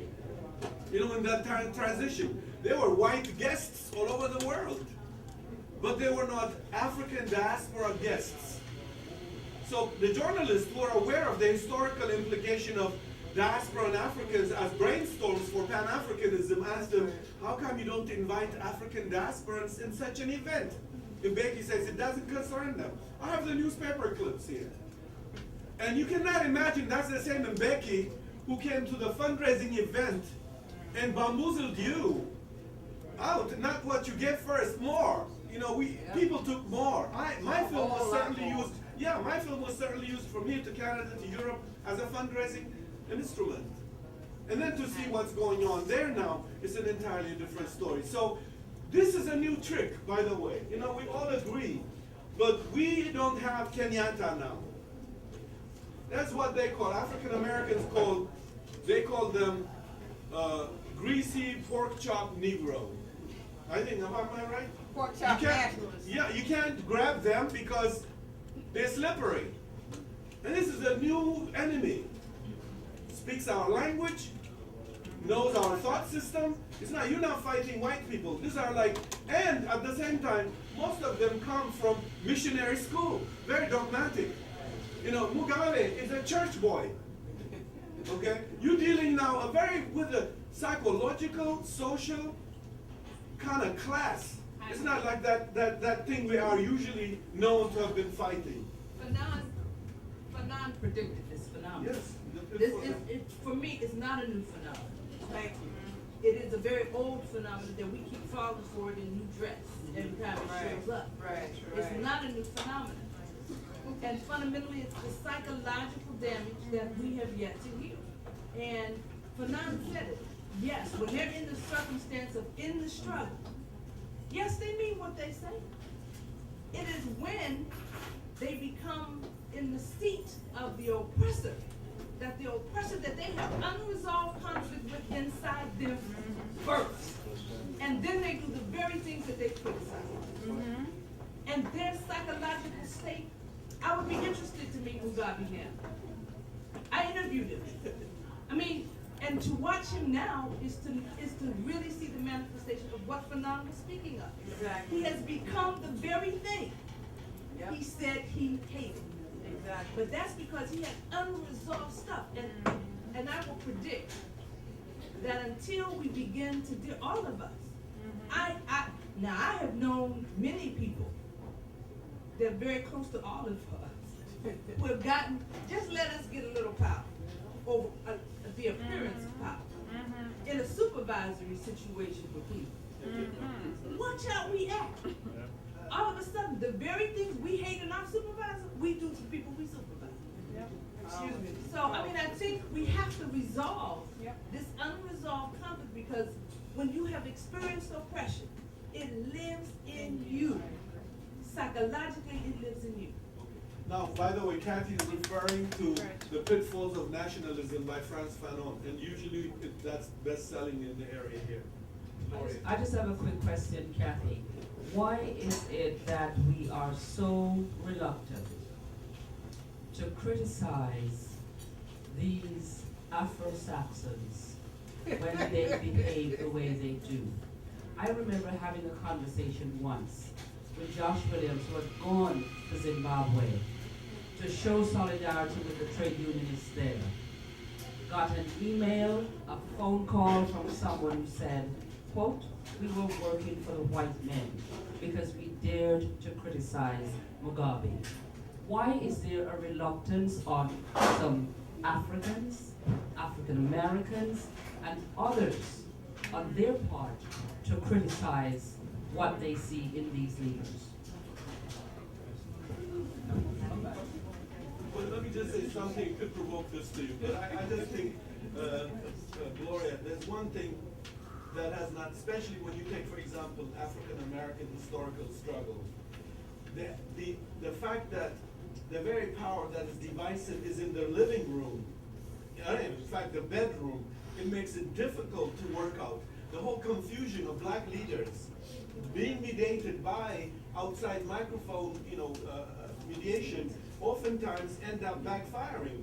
And this is why I think we should talk like this in this kind of environment, because sometimes the metrics, in the metrics of trying to critically look at each other, white supremacist power comes in and becomes more divisive. And sometimes that takes the best of us not to criticize them openly, because we have different agenda. And this is where I was saying earlier, here we have Mugabe, That's an amazing nightmare, But the very white people, the British, BBC, the very people who set him up, who helped him set him up to the best of his character, are mediating now the opposition. And so what we have here is the opposition is a monster, Mugabe is a monster. How do you deal with it? I think this is his criticism. But if I can remember when Kathy and I were at HUR, both of us, you more so because you were the African correspondent, covered Mugabe, struggled against all the forces here who thought that we were on the wrong side of history when we supported his breakaway from the unilaterally declared head of then Rhodesia, Ian Smith. And so we struggled, and we told their stories, and we did everything we thought was right at the time. But still today, when we talk about how bad these leaders have become, we get criticism from our own about daring to criticize them. Let me give her a mic. Go ahead. So I think because of the depth at which we have been interrogating this question in the last I don't know how many hours, and also coming from Zimbabwe myself, being someone who has sort of been brought up in revolutionary movements, being part of a social justice movement. I think I have to mention that the situation in Zimbabwe now really goes beyond criticizing Mugabe and maybe standing in solidarity with the opposition. Because the danger that we face in Zimbabwe is a danger of another false transition. The danger of another false Independence Day. And I don't think that when you look at, issues that have been mentioned here, that we cannot deal with malaria. 5 million people die of malaria every year. More than people are dying of HIV/AIDS. And it's so simple. There's a cure. You need simple nets and all of that, but we just cannot cope. And more than 70% of those people are in sub-Saharan Africa. So for us now, I think our energies and our efforts must be invested into searching for that true answer, searching for that true solution. And it becomes important to even interrogate the mission and the essence of the trade union movement in Zimbabwe today. Interrogate its funding connections, interrogate the agenda that it is moving, and I don't think in a personal way, because my analysis is that the power structure, the global dominant power structure that we are fighting today is very skillful in co-opting genuine organic movements that rise from below and bind them to a new agenda. So before we even know it, movements that emerged as genuine and true in their spirit of wanting to achieve true liberation, before we know it, they are now professing a neoliberal agenda, a capitalist agenda. They've been co-opted. So I think it's a very complicated situation, and we don't have many spaces at which we can have this kind of a conversation, where you say, okay, these are the challenges, that emerged post-1980 because of the false independence that we got, but also these are the potential dangers that are there. In fact, they are not even potential. You can actually see the real dangers that are there in the event of another false transition coming place. So I think we're in a very difficult place but we need to deepen, our analysis. We should, no easy victories. I saw a book lying around somewhere here. I think we should ask those hard questions. There are no easy answers. So the situation in Zim is really, really complicated. So we need more time for it. No, let me just say this. Excuse me, I'm really sorry. Let me tell you something, Ackland. Well, at 6 o'clock, the camera guy has promised we have to release him. It's 20 minutes after, and I then can't recruit him again. So what we should do is, this is what my suggestion is, and I want you especially to help us. You're not going to sneak away without talking to me. Let's break into a private discussion now. Let's not go further. Let's have a part 2. Okay, a part 2, the same title as part 2, more organized with past activists and future activists, and locate it more. Because we were not planning where we all made speech and go. Our plan was, which is now we don't have time for it. What should we do? What is to be done? And to me, for that, what is to be done, we can't rush it. We need proposals, and then we need also a group of people who will be the driving force of this ad hoc committee or people, so we can turn into action. Otherwise, our purpose was not for all this to happen and then end. We would want a second one with an action to be proposed from this forum. And I just, because of that, I would like you not to take the mic again, and I think let's leave it, and then I want all of you to help me as organize part 2, South Africa, because we can't leave it like this. I mean, I vented I had a good time venting. I don't think I'm even angry anymore with any of this, because I'm dissipating. I think that's part of our dangerous training, is that we vented. How do we convert it into action is my interest. Why I showed you that brutal film on the dog. I didn't want to subject you. Yeah, it was very brutal. But is that it? We go and then we go to each go to our respective dinners. That to me, I think is not what I'm interested personally. If I'm not out of terms with it, I would like it to be a second meeting, and we'll organize it here, and then make the call, and then vent more of some of you who haven't, and then go quickly to how well should we respond as 5 people, 10 people. I'll tell you, 5 people, 10 people. I don't care if most of you don't even join. As 5, 10 people, how should we respond? By pet, is it a letter we can write? Can we what do we do? I don't want to suggest, what we should do. I would like it to come out a forum like this. That was why we called it town meeting. And I would like to stop it here unless there's I'm dominating and doing something wrong, and I don't want to be the new power structure, because we can scandalize me without her. By the way, how many of you listened to her announcement every Let me tell you, we lost WHOR. Now all we have is her show. Even within there is her show. Yeah. Thank you again. We want to take this to say thank you. Isn't that a joy? And this Rasta discussion by itself, it needs. Yes, he's right. I'm scared. Let me see Ackland push it. I'll give him the forum, the place. Let him organize the Rasta discourse. Thank you very much for coming. Thank you. Don't forget tomorrow at 3 o'clock.